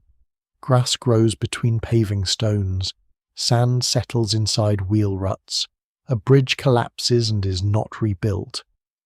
The road begins returning to the landscape from which generations of feet once separated it. Centuries later, someone finds the line again. Perhaps from the ground it is barely visible. Perhaps it appears suddenly in a satellite image, stretching across an empty plain toward a horizon that seems to contain nothing. The temptation is immediate. Where did it go? That question survives because roads are among the most human marks left on the earth. A wall divides, a monument declares, a grave holds one ending. A road suggests continuation, it asks the eye to follow. And so people follow ancient roads into old stories.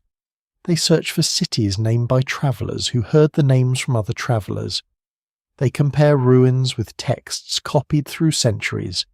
They reconstruct vanished rivers and shorelines, hoping the lost landscape will restore the logic of the journey. Sometimes it does. Sometimes the destination rises from the earth with pottery, walls, streets, and a forgotten name. Sometimes there is only another road. Perhaps that uncertainty should not disappoint us. The people who travelled these routes also lived without complete maps. They moved through worlds partly known and partly imagined. They carried rumours, sacred memories, commercial hopes, political ambitions, and stories of places beyond their experience. Some stories were wrong, some were distorted, some preserved truth so faintly that only archaeology could hear them again. The road accepted all of them. It carried the believer and the skeptic, the merchant and the pilgrim, the soldier and the guide. It did not care whether the kingdom ahead was real. It simply crossed the land. And now, after the destination has vanished, or perhaps after we finally admit that it was never there, the old line still waits beneath dust and grass. A path toward an absent place. A memory cut into the earth. And beyond the last visible stone, where the route fades into the changing landscape, history becomes uncertain once more.